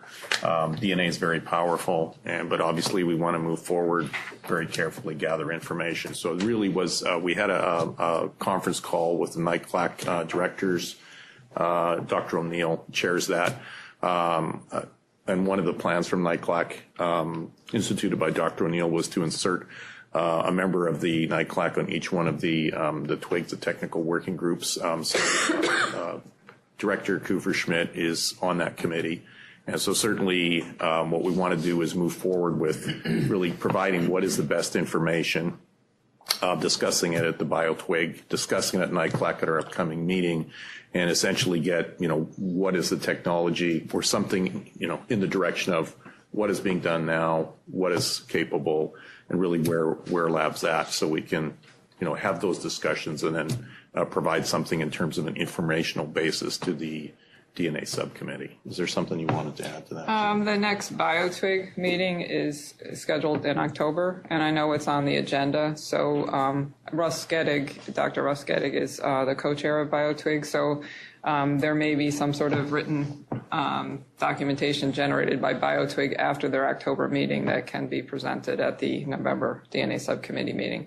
But it's something where all the labs in New York will discuss what their current status is and what their potential future plans are for validating and adopting this new technology. This is then what you were talking about just a few moments ago. The SNP, the SNP sequencing technology. That's correct. Okay. Oh, that's interesting. So, and where is that meeting? That's in New York City. The BioTwig meeting? Oh, not the BioTwig. The DNA subcommittee. Yeah. November 2nd in New York City at the Empire State. Yes. 33, 3rd Ave. 40th and 3rd. Yeah. Okay. Now, one thought I'm having is, and would it be possible for you at that meeting to give the DNA subcommittee an update in terms of what you just described to us? It's November 2nd? Yes. I believe so. Just would seem helpful that, everyone be aware of, that we don't have two different processes going on in two different places that, other questions or comments on this? I just have a general question because you probably are more connected. Where on the national level are they with this in terms of moving from STRs to sequencing in the future? They're aware of it, right? I know NIST has people that are working on it. Because there's sort of so many levels of this, one is that the sequencing can be used to do the CODIS STRs that can be used in the DNA data bank. So my understanding is that the state has actually applied for approval to use the sequencing technology to apply to CODIS. Then within that, there's also the phenotyping. And we are talking now the difference between known samples and crime scene samples. Then when you have a crime scene sample, then it's the phenotyping that has been out there again by commercial entities that will tell you something about that individual who left something at the crime scene. And then there's the actual familial component of looking at the SNPs to tell you something about the relatives of that individual using the public database. So they don't see the CODIS database is changing from the STR loci? No, and I think that certainly, you appreciate there's a whole lot of rules and laws regarding that. So I don't think that will be what is going to be discussed or at issue. I don't think there'll be any changes there. Yeah, there's just a potential of, at some point in the future, using these sequencers to generate the CODIS profiles. Okay. But that would also require all sorts of validations and approvals by different levels, including the FBI. But I don't think that it would ever replace CODIS. It's just a different type of DNA tool that can help provide investigative leads. Okay.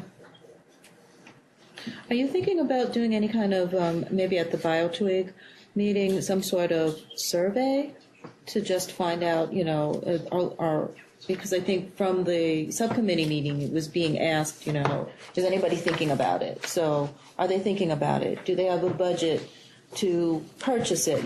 Just some really basic questions. Is there anything that they need before they can go into this technology that they're still waiting for? I fully expect that will be discussed at NICLAC as well as at the BioTwig, because if you can appreciate, you have an existing technology that is serving us well, but what you have is now a brand new technology that has the potential to replace that technology.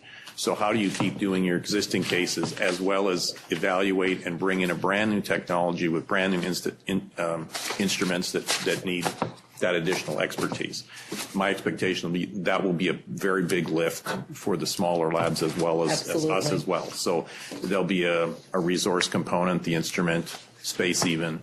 So it'll be a big discussion at both levels. And just to point out, Scott O'Neill has been part of all these discussions, and he's very diplomatic and tactful to keep in touch with all the labs as what discussions are happening and talking about scheduling the BioTwigs, just so you know that he's keeping in touch with all the labs. I was about to throw Scott under the bus. So did I. I really jumped the other way. Thank you, Jerry and Ray and everybody. Appreciate the update. And my sense is there'll probably be some commission members at November 2nd meeting as well. And Ann, thank you. Appreciate your willingness to share that information. The next item we have under new business has to do with our complaint process. And, we get complaints in all fashion. We get anonymous letters sent to us. We get things referred to us from ANAB, from laboratories. And, we look back historically, we've handled them in different ways at different points in time. And I just thought it would be good to get some clarity from the commission and see if we can't, have some standard way of handling them. At some points, the decision was that no matter what we got, we just send it to the IG. So if we got something and ANAB had already said we've looked at it and we've determined there's nothing here and it looked patently absurd on its face, we send it to the IG anyhow. At other points in time, we've looked at things, and I just, frankly, I'm not real comfortable with the idea that no matter what anybody writes to us about anything and no matter how much information we have in front of us saying it's been investigated and determined to be unfounded, we send it on anyhow. But I wanted to get input from the commission, before we made any decisions about how we handle these things going forward. I'm glad it came up before. I was outvoted. An anonymous letter, Scott knows, and Mike and Jerry, could be a cornucopia of investigatory leads, and you make a case-by-case decision. I differentiate between somebody that's trying to relitigate a closed case as opposed to someone who's making a significant claim about corruption or actual innocence of the defendant or whatever the case may be. My suggestion would be that we be provided with the complaint and discuss in executive session on a case-by-case basis whether or not to refer it to the IG. And I don't want to go into what we're going to discuss in executive session in specifics, but it seems to me that we've spent, both historically and in this most recent case, tremendous amount of resources on complaints from, who's that, the guy ought to be in law school, the convicted defendant. I mean, I don't know if he writes that stuff. If he does, he's a very, very good writer. But I mean, the guy's just relitigating his trial. He had a jury verdict. He's had multiple 440 motions. What are we doing? Expending, resources and everything. It has nothing to do with our jurisdiction. So that would be just my suggestion, that we review it, discuss it, and then take a vote in the majority rules. I would make one proposed change to that would be, I think there's a few things on their face that could come in that you say, from a DCJS staff level, this just obviously needs to go to the IG. We don't want to delay any longer. We don't want to be in a situation where we're accused of, waiting. So if it's something that just, appears to be so clear-cut and blatant that it should get to the IG immediately, that we have the discretion to send it, but that every single complaint that come in then gets provided to the commission in executive session. And if the commission feels that there's anything that should be referred to the IG that we have not referred already, the commission as a whole could make that determination. Yeah, I don't know if I made a motion, but if that's an amendment, that makes perfect sense to me, that you have that discretion. I recall. Yeah, can I just weigh in a little as a complainer? I think straight to the IG. Well, yeah, we did actually, but I do think it's difficult for litigants to figure out where to take scientific complaints if you actually do have a complaint about a way a crime lab is doing something. And no offense to the bar, but judges don't know the stuff. Other lawyers don't know the stuff, and particularly if it's a case that reflects a general scientific concern or a bigger picture than just the individual client and their scientific issues that are involved or a scientific process. For example, the complaint that we sent to the IG, had something to do with how the FST worked or whether they properly reported it to this commission itself. And so all of those issues, I think are wrapped up in things that are, it's a heavy lift for a judge, and then you don't know what court you're going to go to. So you want to figure out where in the state that has some expertise or there's someone who could look at the issues and actually evaluate those issues. And so that's, I think, part of the concern as you defense side litigant, that you're sort of worried about, particularly if it's not relitigating a particular concern, but there's a broader concern involved as well. Yeah, and I guess I would envision the process that we just described being consistent with what you're expressing. And the example, the reason I made that amendment is, let's say we get a complaint and someone says, I know this lab is dry labbing and they've been doing it for the last 10 years, and here's the documentation proving it. And you look at it, and it's clearly someone from inside who has the information. It appears to be credible, and that comes in the next commission meeting is 3 months away. I don't feel comfortable sitting on that for 3 months. In that instance, someone ought to be getting on it right away. The flip side of it is, the situation Bill described, where someone writes, with their 15th complaint about what happened in their trial. And they've all been looked at, and the NAB is saying, we've looked at this and there's nothing to it. I don't feel like we should have to. But I hear your concern, and I don't disagree. And I think providing all of these to the commission, and getting input from you and everyone else on the commission as to whether or not, sending it to the IG is the right forum or something else is right, would provide, I think the appropriate level of protection to make sure that complaints are being handled seriously, but at the same time making sure that we're not referring frivolous matters to the IG. Just the one thing I'd say is, there's so many different scenarios, so that's the problem. But you have individuals who may file a complaint. Again, there's different examples, but file a complaint to ANAB. ANAB will send the complaint to the laboratory director. The laboratory director then sends a complaint to DCGS. DCGS may then read it and then send it to the IG. The different scenario would be that the complainant sends a letter directly to DCGS. DCGS may say for dry labbing, send it to the IG. DCGS, I do not think, sometimes sends that to the lab because the IG is going to do an investigation.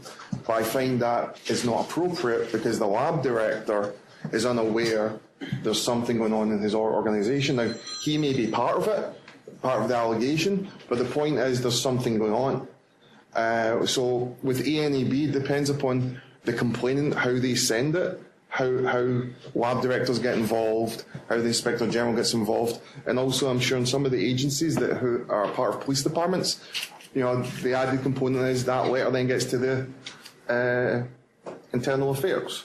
So now there's an Inspector General, the internal affairs, the lab's got to do actions on it, and also ANAB has got to do actions on it. So you've got 4 separate entities. Now some of them defer to each other, but again, I just wanted to bring that into the discussion because it is very complicated based upon where the letters are going. Again, that's different from the scenarios that were brought up about litigants, but we are talking about complaints, which does come from laboratory personnel also, as well as litigants. My recollection is that in instances in the past, and this has gone through different variations. There have been times when we just blindly sent everything. There's times when we looked at them. But I do recall having conversations about, if it's a situation where we feel like it can't wait and it needs action right away and we're sending it to the IG. I do believe we've also had conversations about, can we notify the lab director? Because, just like we don't want the investigation waiting, if someone's dry labbing, and the lab director can put a stop to it immediately, we want that to happen. I seem to recall that we've reached out to the IG in those instances and said, look, we want to notify the lab director immediately. Do you have any objection? But I think that's a point well taken, and I think unless there's an indication that notifying the lab director would somehow hinder the IG's investigation, I think in those instances where we determine something has to happen right away, this rises to that level where it needs immediate action, notifying the lab director is a good idea unless there's something that would indicate that, for example, the lab director is the one involved in the conduct. And then for those that we don't make an immediate notification, they go to the commission. Certainly, I think the commission could say, let's notify the lab director, or let's notify the IG, or let's notify both. All right, so are people comfortable? Well, we have a motion that in the future, we won't just automatically send these. We will review them.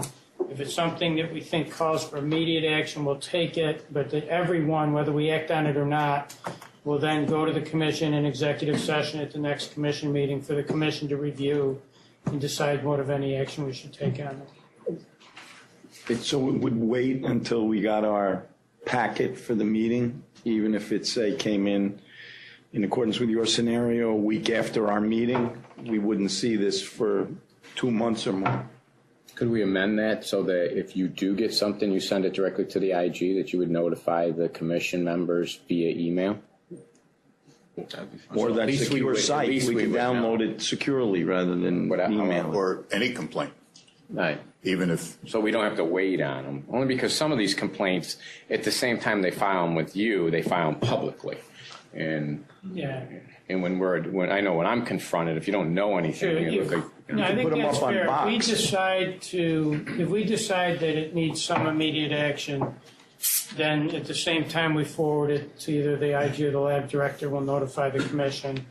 The rest of them will be in your commission materials. Well, my only suggestion would be if it's something that you think does not require immediate attention, it might be helpful if we got it contemporaneously with you so that, I could explore it. If it's a complaint about a particular county, I could call the defense lawyer, call the DA, call the judge, whatever, or is that not a good idea? The only concern I have there is, let's say we decide to refer it to the IG, and we've now made notifications, not formally through the commission. I just worry, if we decide not to do anything, we send it out to you. The only way collectively we can do anything before the next meeting is if we all get together. So my motion is that the new complaint process be that upon receipt of a complaint, the commissioner makes a judgment whether or not the complaint is of such immediacy, such a danger to public safety or the institutional integrity of the lab that he has the discretion to immediately notify the Inspector General, or in the alternative, to discuss it at executive session at the next scheduled FSC meeting. All right. And as part of that, every complaint will ultimately come to this commission. All right. Do we have a second for that motion? All right. All in favor? Aye. Anyone opposed? All right. Thank you. Next issue under new business has to do with Nassau County, and specifically with regard to communication about the new Niben terminal. So just to elaborate, we're about, I'd say about 2 months away from opening up the new facility. And it's still time to move in and time to get us configured and re-accredited the new location. We've got about a 350 case backlog in just NIBRD entries. So as part of the plan for the new lab, we had purchased both brass tracks and match point, and I think the cost was about $250,000 or $300,000. And in the process of this being sent up to the vendor, a gentleman from the ATF had gotten in touch with me and had discussed this new program with the National Correlation Center in Atlanta, which essentially they've got individuals who catalog ballistic evidence. It gets sent to the National Correlation Center, and in that location, that's where the true match or the candidate matches are made. And then they release that information, and the laboratories who will partake in this initiative, it's their responsibility to do the comparison and the verification. So they're going to be confirmed hits prior to going out. Can I just ask you some questions to maybe clarify? Because I know there are other places in New York State that do something similar, but what is released in a in the places where this is happening that I'm aware of, what's released as a result of the NIBIN process is something that clearly indicates that it's an investigative lead only. It makes very clear it is not a forensic comparison. It's not a lab report. It's not reaching a forensic conclusion. It's an investigative lead, saying as a result of this process, these things, I don't know what the phrasing is, appear to be similar, have similar characteristics or whatever. And then it makes very clear that before any, action such as an indictment, a charge, or whatever based on that is going to happen, there has to be a lab workup and a lab report. Is that the same scenario that you're envisioning here? It's no different than latent prints. You're handed a set of candidates, and then within that candidate list, that's where you go back and you make your confirmation. Are one of these, are any of these suitable to the match? But there's no science in the initial part. But the way that it works is a report would come from the ATF, from the National Correlation System, directly to the customers, who in this case would be the Nassau County Police Department and the ATF. They're given 48 hours for that information to be communicated and confirmed if you're going to be part of this. Now, it's part of the MOU between the ATF. What do you mean confirmed? So you have let's say you're dealing with a cartridge. It matches some other cartridge or a gun that was used in another crime. We might know who the person is. That has to be looked at the local level. It's put on a comparison scope. Test fires are done when needed. So essentially the jurisdiction takes over at that point. It's kind of like put your information into CODIS. If you get a hit, you have to confirm that hit. In latent prints, it's the same way. You put your print in. If you get a candidate match, then it has to be confirmed at that point. The only difference is that at no point is the laboratory responsible for anything other than providing a location for the ATF contractor that would take over this initiative for Nassau County. So let's say there's a crime scene, there's a shell casing collected, there's no indication of where that shell casing may have come from. There's no suspect, no nothing. It gets run through NIBIN. You're indicating it. Information goes down. So someone inputs the data, for lack of a better word, at your local lab through this equipment. It goes down to Atlanta for comparison. And what would happen if they identified potential matches? That information would come back to where?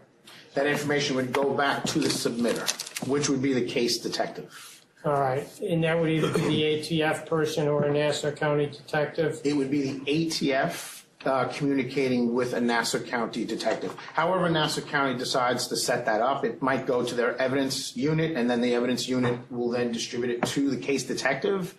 But that's the manner. And then the lab involvement would be when they then came to the lab and said, can you compare this, with whatever evidence it indicated it was a potential match to, and give us an opinion based on a comparison done in your lab as to whether or not, in fact, it is a match? That wouldn't occur in our situation because we don't have firearms up and running. Once firearms is up and running, then I would say yes. Right now, then we have to take it to another accredited lab. We are contracting with other labs. The ATF is doing some of our work. The police department has done some of our work. The state police has done some of our work.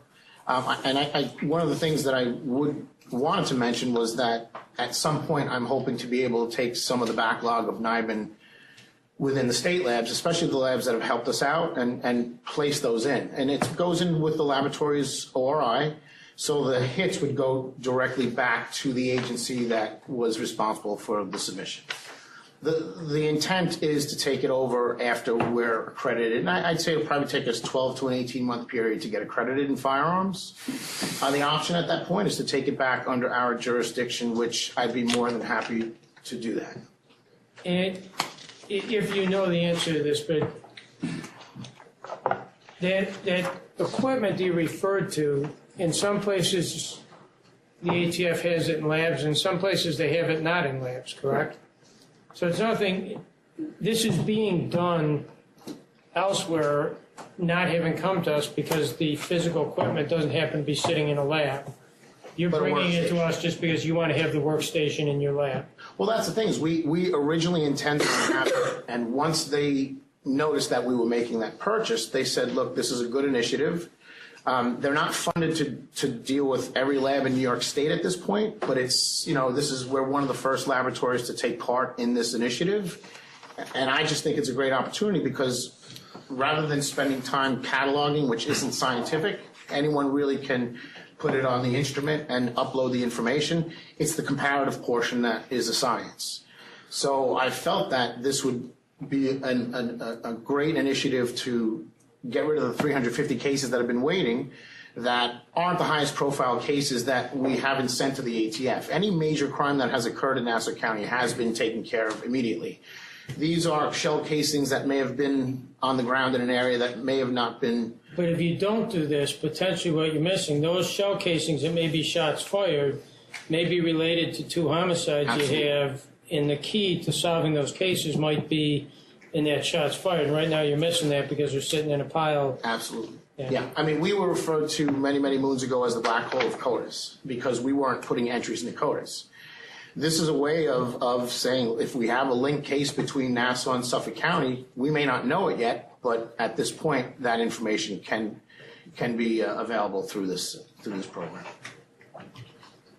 So I think NICLAC is going to meet in November, and there's going to be further discussion about what's going on with ATF.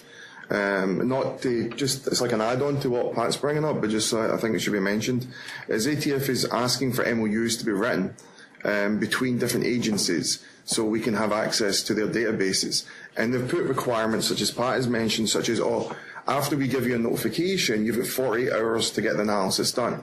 Some of the feedback I've got from some of the lab directors, that's not going to be feasible. And they're very concerned about what this ATF contract is. As it's going to, I mean, if it's something that's going to, of course, get casework analysed quicker, but at what expense? There are different elements that Pat's bringing up. I don't disagree with them, but not everybody does the same thing that Pat's suggesting.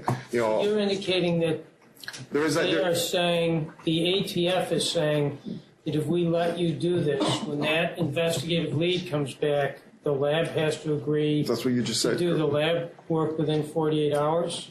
Sorry, the agency has to be notified of the candidate match within 48 hours. Because I was going to say, we've had discussions with the ATF, and as I said, I know there's a few jurisdictions who are doing versions of this, but the idea was to provide some immediate feedback to the investigative agency and narrow down the scope of the lab work so that if the agency gets that initial feedback and says, hey, this is helpful, we think this could be useful, and then they go to the lab and say, okay, this is what I need. And if the agency gets that back and says this doesn't give us any help at all, the lab is not spending, rather than having a pile of 350 cases that you can't get to, it can help you narrow down and identify which of those 350 cases you need to do something with immediately, in which, in an ideal world you do them all, but since we're not operating in an ideal world, it gives you a way to prioritize, but still gives law enforcement some initial feedback. Yeah. Is it? Yeah. So unbeknownst to me, because I'm not a firearm examiner, and just from past experience of NIBIN and the usefulness of NIBIN, I've been told that NIBIN's not going to bring much back. After looking into this initiative, there was about a 92 to 90, I think it was anywhere between 92 or 98% match rate to these hits. Yeah, so the algorithms have all changed, and now instead of it being impossible, there are agencies, not in this state, not that I'm aware of, but there are agencies that will go out with unconfirmed hits, get search warrants. Whether they make arrests or not, I'm not sure, but there's movement prior to comparisons because of the quality of the returns that we're getting from NIBIN at this point. If I recall right, I think Denver was one of the places where they piloted this and had some great success. Nothing, but you could be right. But again, from lab directors, the number of 92%, is something the lab directors are concerned about.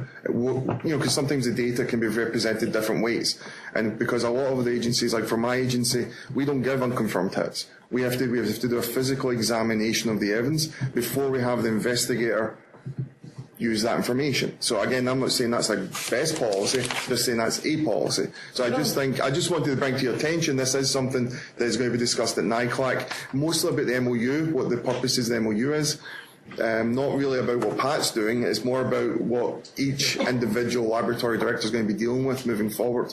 I don't think this would change anything the lab does, because no one's going to be asking the lab, as I understand it at least, to say anything as a result of the NIBIN work. It's only when the agency comes back to you after they've got the NIBIN and says, okay, this is now a priority for us. Can you do the testing? And you would apply the same normal process and standards that you've applied all along, and you wouldn't give any opinion or any, express any opinion until you've gone through your full process. So, as I understand it, at least, I don't think it changes any of that.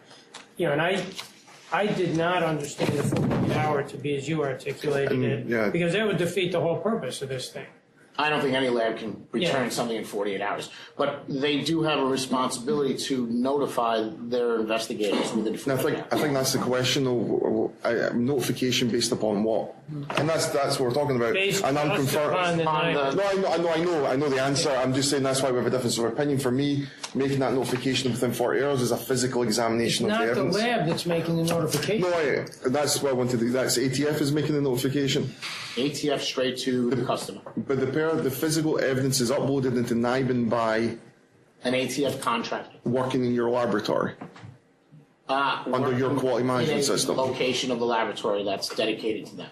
But do you have oversight over them? So you're just giving them physical space? Separate network. I'm just giving over physical space, and my way of thinking is again in a biological approach.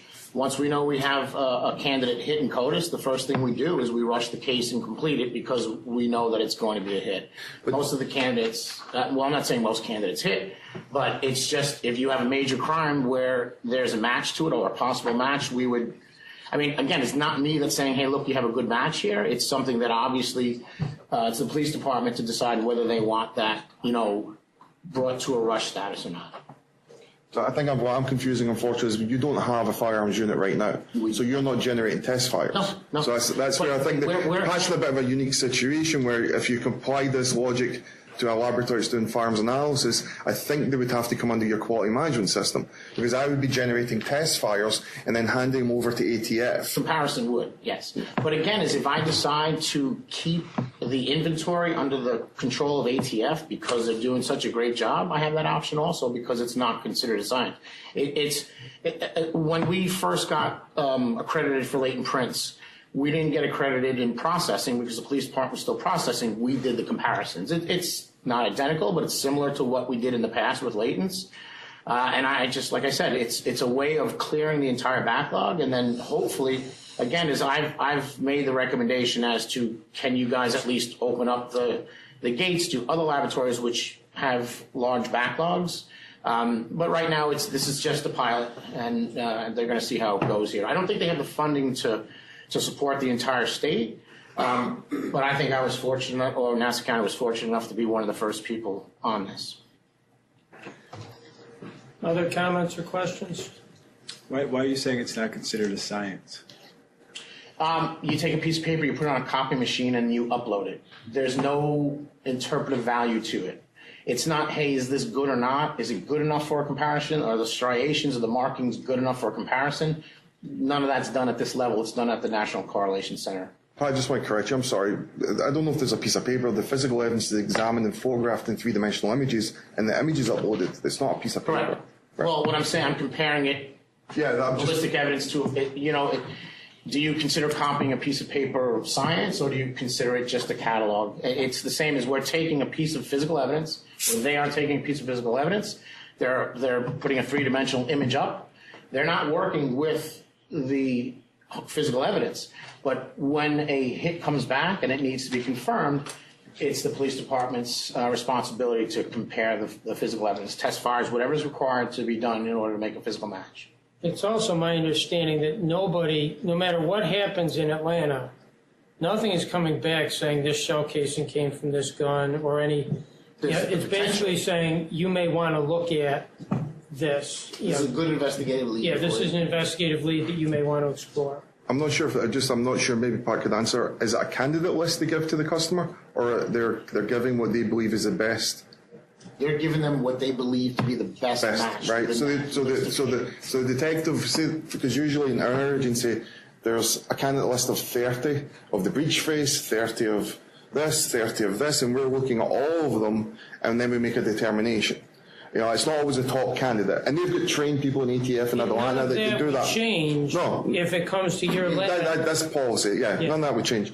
But just I'm not saying ATF can't do it, because it's a correlation, and it's done not by examiners, not done by microscopists, because they're looking at three-dimensional images and looking at the software, which is very successful. But I just want to be clear that the candidate list would only be observed by ATF. They would come up with the best candidate, send that to Nassau County, and they might then say, Pat, you're up and running now, can you do a confirmation for us? Or they might not. They might just say, we're going to run with this investigative lead. When you say run with it, though, at the end of the day, nobody is going to be able to go to court and put in evidence in court that these match based on a NIBIN return. It's just. I would hope not. I mean, I can't say what other jurisdictions are going to do. I know my jurisdiction will not. I did, knowing what I know about the language of the NIBIN, there's no judge in the world that's going to say this. Right.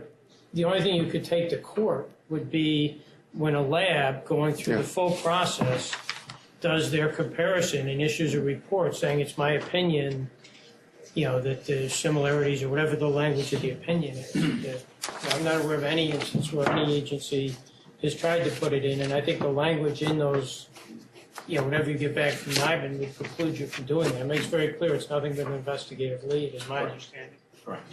Whether you choose to move with an unconfirmed hit or not is the locality's choice. I mean, like I said, that's not even the ATF's decision. It's the local decision. I'm not even convinced yet at this point that I will even take it back. I mean, it might be a program that works so well. Why not just have people doing the comparisons and have the front end of the work just continue to go through a contractor? So, I mean, one of the thoughts is becoming a satellite for the state also. Again, is at the cost of the ATF. Now, obviously, it's the ATF's money. In a year, they might say, look, you're accredited, you need to take this back. But as of now, it's a pilot, and we're pretty close to it. They've hired someone. The equipment showed up 2 days ago or 3 days ago in the laboratory. ATF, someone from Quebec is coming down to make the installations. Totally separate T1 line. Their own contractor came in to install the T1, so it's completely dedicated, never crosses our land, our network. I couldn't even troubleshoot for them if I had to. The only thing I can, and again, is one of the things that's written in here is that there is some local responsibility. Obviously, I have to supply them a place to eat. I have to supply them restrooms, that's the type of indirect things like lighting and so forth, and a location to work, so. Any questions, comments? None until I mean I don't know if I would agree that creating a three-dimensional image is not a science, but it doesn't. You want me to discuss it here? It has to be compared at some point anyway. So no, I mean you're saying yes, I know how to press a button on a copy machine, but I don't know how to mix it. I mean I'm not sure. It doesn't matter. Well, you're saying it doesn't matter for the purpose of we're not going to decide anything with that. I'm saying uploading a three-dimensional image may be a science, if that's what you're saying that they're doing. They're not manipulating it, they're just creating it. I didn't say they were manipulating anything. I said, but there has to be some science in terms of how you create a three-dimensional image. The instrumentation or the exam? The instrumentation. Okay, well then that makes me feel better because again there's no control by the examiner. Again it's software that's being sent up to the correlation system, and it takes over from there. So I think the I variations get what between- you're saying. We could fuss with it later. It doesn't really matter. But somebody actually has to create the software, right? Yeah, it's created by the vendor, Brass Tracks.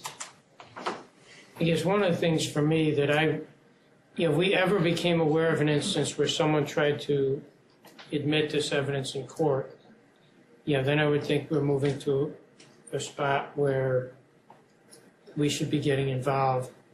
But my understanding of it is that, it's very clear on its face that it does not meet that threshold. It shouldn't be used that way. Yeah, it's like a CODIS hit. You still have to get a swab from the defendant and compare it to the scene. And verify it. Verify the hit itself. So again, I'm presenting this as the portion that's being handled by ATF is a non-scientific aspect, and then once the comparison is required, the police department takes over for whatever avenues that they have set up in order to perform those confirmations. Can you provide us with an update in the future in terms of, how this is working and what's happening? Sure. I'll let you know the date of installation and the date that we move in. It's looking like November we're going to be moving in. Right. All right, any other questions or comments? All right, next, I think that completes our new business. The next item we have is laboratory disclosures. First disclosure is the Monroe County Office of the Medical Examiner Toxicology Laboratory. We have a memo dated June 1st of 2018 with regard to notification of a proficiency testing issue with casework effect. We have an email dated July 2nd of 2018 with regard to the ABFT response to that notification. This is on for informational purposes. I think it does relate to a proficiency test with regard to fentanyl. And I think the laboratory determined, if I understood the material correctly, that the original spiking solutions had caused bias and that they were going to, the spiking solutions they had used were kept for some time, and they're now going to remake them quarterly and rerun the cases, and I think that will address the issue. It's my understanding Dr. Rebecca Hartman is available by phone if anyone has any questions or if we need to speak with her. I just had one question. Maybe if we can see if we can get her on the phone.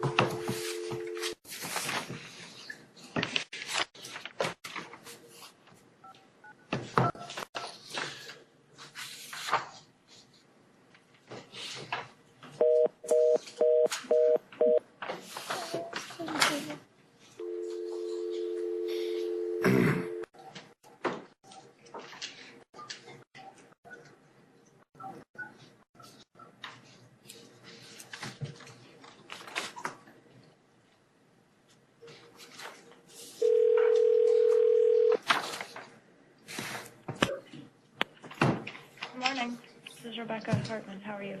Good, thank you. How are you? It's Mike Green from the Commission on Forensic Science. Hi. Thank you for being available by phone today. We do have at least one question, maybe more, but first will be Lydia DeCastro, Commission member. I had a question for you. Hi, Dr. Hartman. Good morning. Just one question about the original spiking standards that you were doing your investigation on. I was curious to know when that original spiking standard had been prepared. Like, how long had you had it, or had you been using it in the lab? Only a few months at that point. So when the original sample was run, it was only about 3 months old. Okay. And when we were doing this investigation, it was closer to 5 months old. Okay. So I see that you changed it to no longer than 3 months. I have another question. Just in general, if it could last for 5 months, is it just that you don't need to have a lot when you're doing these spikings, which is why you could allow it to live longer than it can live longer than 3 months. It could ostensibly be available for use for a year? Yes. What I think most likely happened is that those standards have gotten an inordinate amount of use lately, opioid crisis, and so they were being removed from storage and used and replaced in storage on a more frequent basis than they historically have been. And with that, we needed to institute a more frequent reprep policy. So because they were spiked in methanol, were they stored in refrigeration? No. No. Keep them in the freezer. Oh, in the freezer. Okay. So I was thinking that because the spiking standard is kept in methanol, maybe there might have been some evaporation, which would cause the concentration of the fentanyl to be higher just because it's the preparation is now off because of some sort of evaporation of the methanol? Yes, we did consider that. Okay. Okay, thank you. Any other questions? All right, thank you, Doctor. Appreciate you being available by phone. Thank you very much. The next issue we have is the Nassau County Division of Forensic Services. There are two emails regarding closeouts of issues that I believe have previously been before the commission.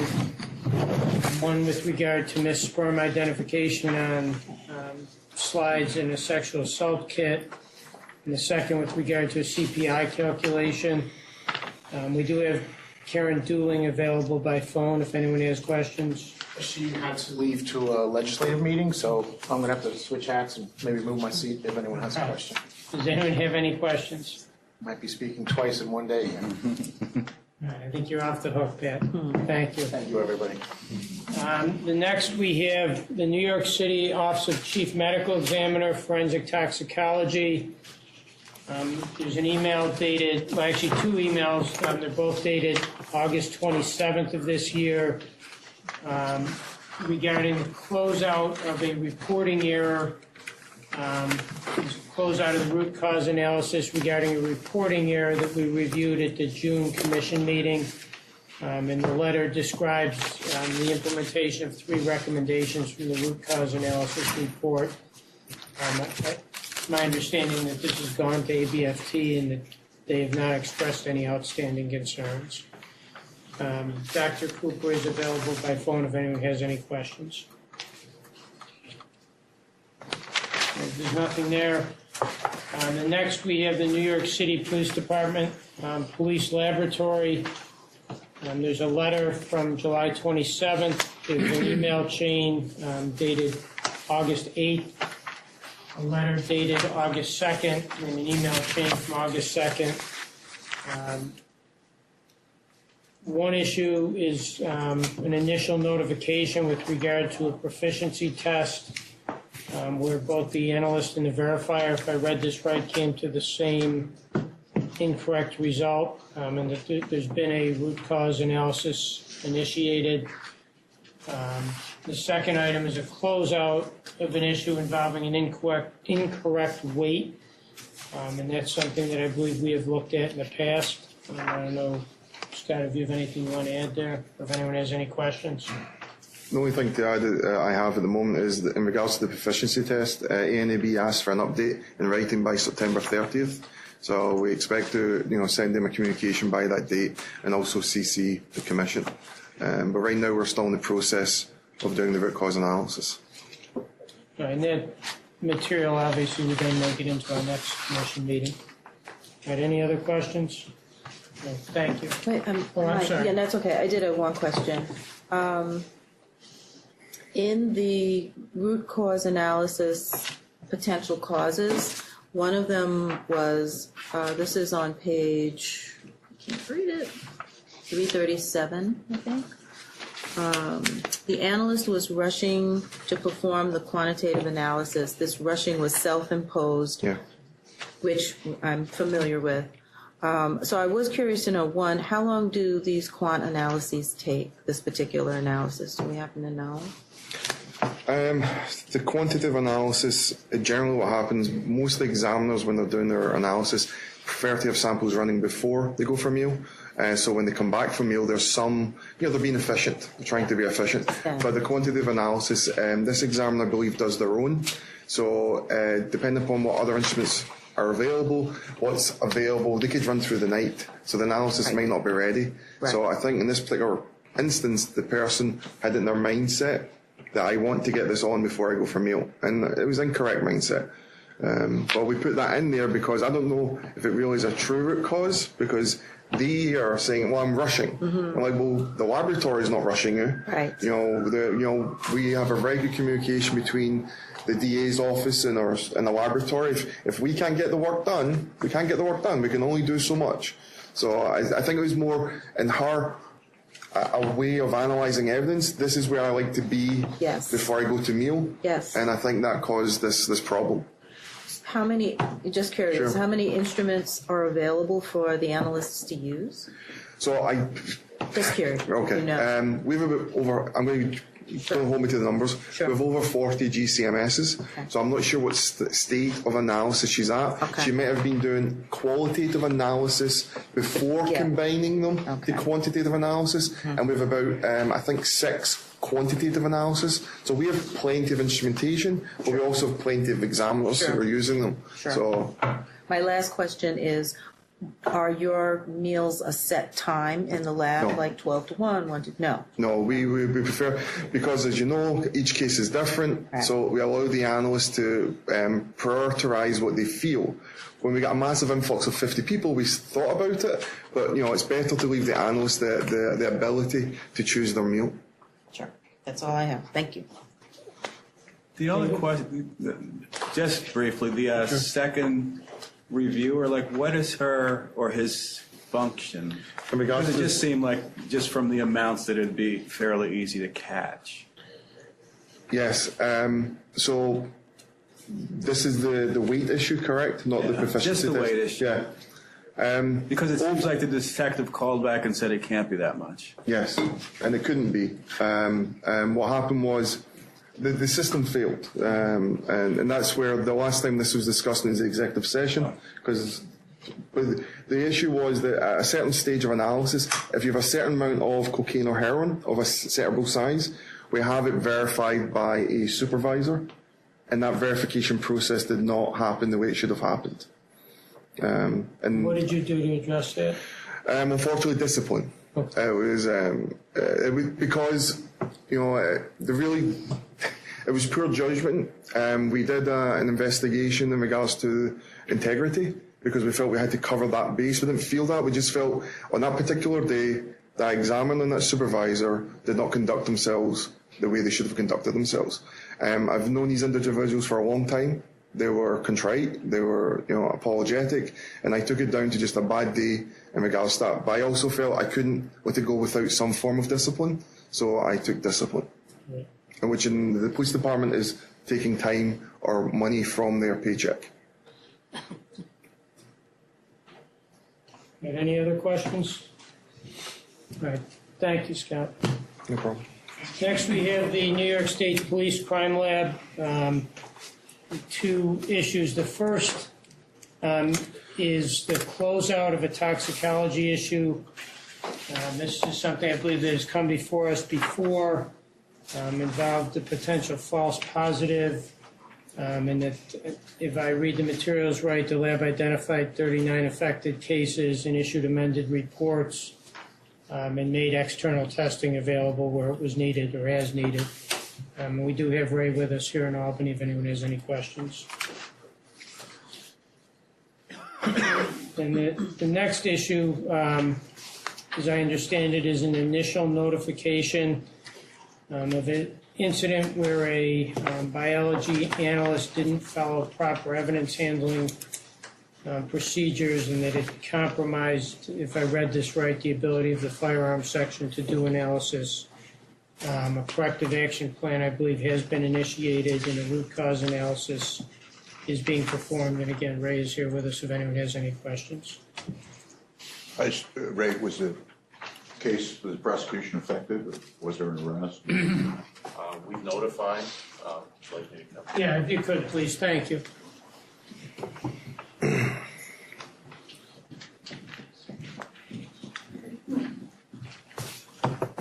So Julie can speak to the particulars on the case. We have made notification.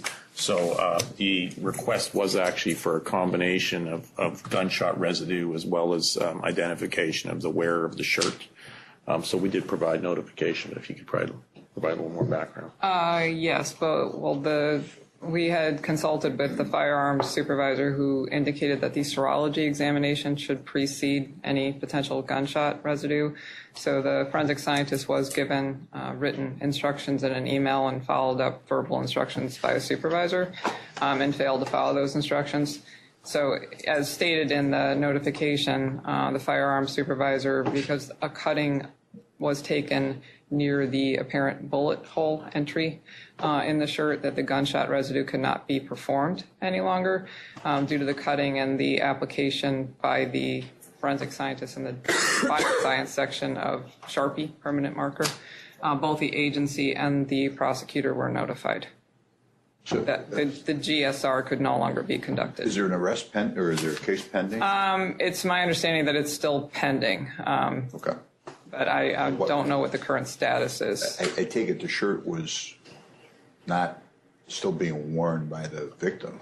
It was a suspect, according to the submission documentation. There was a request that the shirt that was removed from the suspect in this case with the apparent bullet hole be examined for blood and ownership type samples as well as the gunshot residue. Suspect gunshot. It was yes.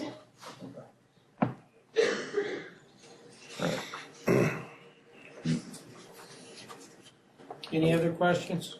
No, I would assume the defense lawyer knows as well. Or... Well, we didn't have information on who the defense lawyer was, but we did advise the prosecutor. I assume that we will get updates on this at the conclusion of your root cause analysis. Right, thank you. Next, we have the Niagara County Sheriff's Office Forensic Laboratory. And there were 3 emails from August 13th, 21st, and 22nd. This is another initial notification regarding an event in the drug chemistry section where, as I read it, items of evidence from 2 cases were switched. The lab is investigating the incident. A&AB acknowledged receipt of the notification and requested the date when the lab determined this incident to be significant. Again, as I read it, the lab response indicated it was August 13th was that date. We do have Dr. Garies, am I saying that right? Available by phone. Did I butcher that pronunciation or? So does anyone have any questions, or do you want us to get the doctor on the phone? All right, again, we will get follow-up and provide that to the commission as the investigation unfolds. Next, we have the Suffolk County Crime Laboratory. It's an email chain dated July 31st of this year. It's an update regarding a refrigerator issue that led to the molding of an item of evidence. We got the initial notification at our June meeting. Apparently there's new equipment that was installed as I read this, and that it'll be monitored until December, and that we will get additional updates or report for our December meeting in terms of the results of that monitoring. Their QA manager, Connie Dinkle, is available by phone if anyone has any questions. Right. Next, we have the Westchester Department of Laboratories and Research. This is for informational purposes. The Office of Forensic Services received a complaint regarding the status of the physical plant in the building that houses both the Division of Forensic Services and the Division of Forensic Toxicology. in Westchester County. The medical examiner has issued a response to the complaint. Director Bob Adamo is available by phone if anyone has any questions. This has nothing to do with the lab, though, right? If I recall right, I believe there were allegations regarding, was it the air quality? The steam was shut down because of some problem with a pipe. So Bob Adamo's shop, the forensic side, is not affected because they have some kind of internal heating system. But the response that you have is actually from the medical examiner side. And she explained also that on her side, their service was not affected. So this was in the category, we just wanted the commission to be aware that this came in. All right, if there's nothing further, that concludes the lab disclosures. The next item on our agenda is executive session. Do I have a motion to go into executive session to discuss matters relating to either a current investigation or matters that may lead to the appointment, promotion, demotion, discipline, or suspension of a particular person? There's a motion, there's a second. All in favor? Anyone opposed? All right, we will be going into executive session. I would ask.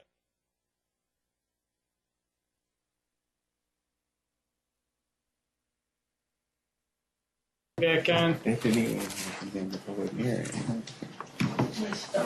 Stepsisters are still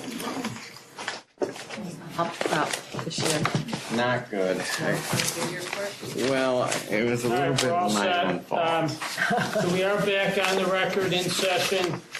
I would indicate that we did review two separate matters in executive session. The commission determined that there was no additional action needed on the part of the commission with regard to each of those matters. So with that, I would indicate that our next meeting of the commission is December 7th of this year in New York City. We will try and have a video conference site available here in Albany for that meeting as well. And with that, yes. I just wanted to mention, that's okay. I wanted to mention before we ended that I did want to acknowledge that yesterday was 9/11. And I worked on 9/11 for a long time, and I'm sorry that Pat left because Pat and I were still working in the same laboratory on 9/11. The New York State Police was huge in the early days of 9/11. I remember all the troopers coming in their very impressive uniforms, keeping us safe on 30th and 1st. And we didn't have anything high-tech like a barcoding system. Everything that we did back in the day was by hand in notebooks. And we actually were giving use of a LIMS system that the New York State Police had just purchased. And they came down and they trained us in that barcoding system so that we could catalog those thousands of samples that came off of 9/11. It was a life-changing event for many of us, and I could not allow this meeting to pass without talking about it because it's been with me from then till now. And just want to say thank you to everyone who was involved with it. There are still people in our lab who are working on it to this day, and we should never forget. So thank you. Thank you very much. Thank you, Lydia. So with that, do we have a motion to adjourn? Right, in a second. All in favor? Aye. Thank you, everyone. Appreciate everyone's work. And to the staff, thank you very much. I appreciate all the help putting everything together and making these meetings run as smoothly as they do. Yeah, if you need anything, feel free. No, and I don't give a shit. I'm going to go to the DNA subcommittee meeting. I don't do this. I don't have to go. It doesn't matter.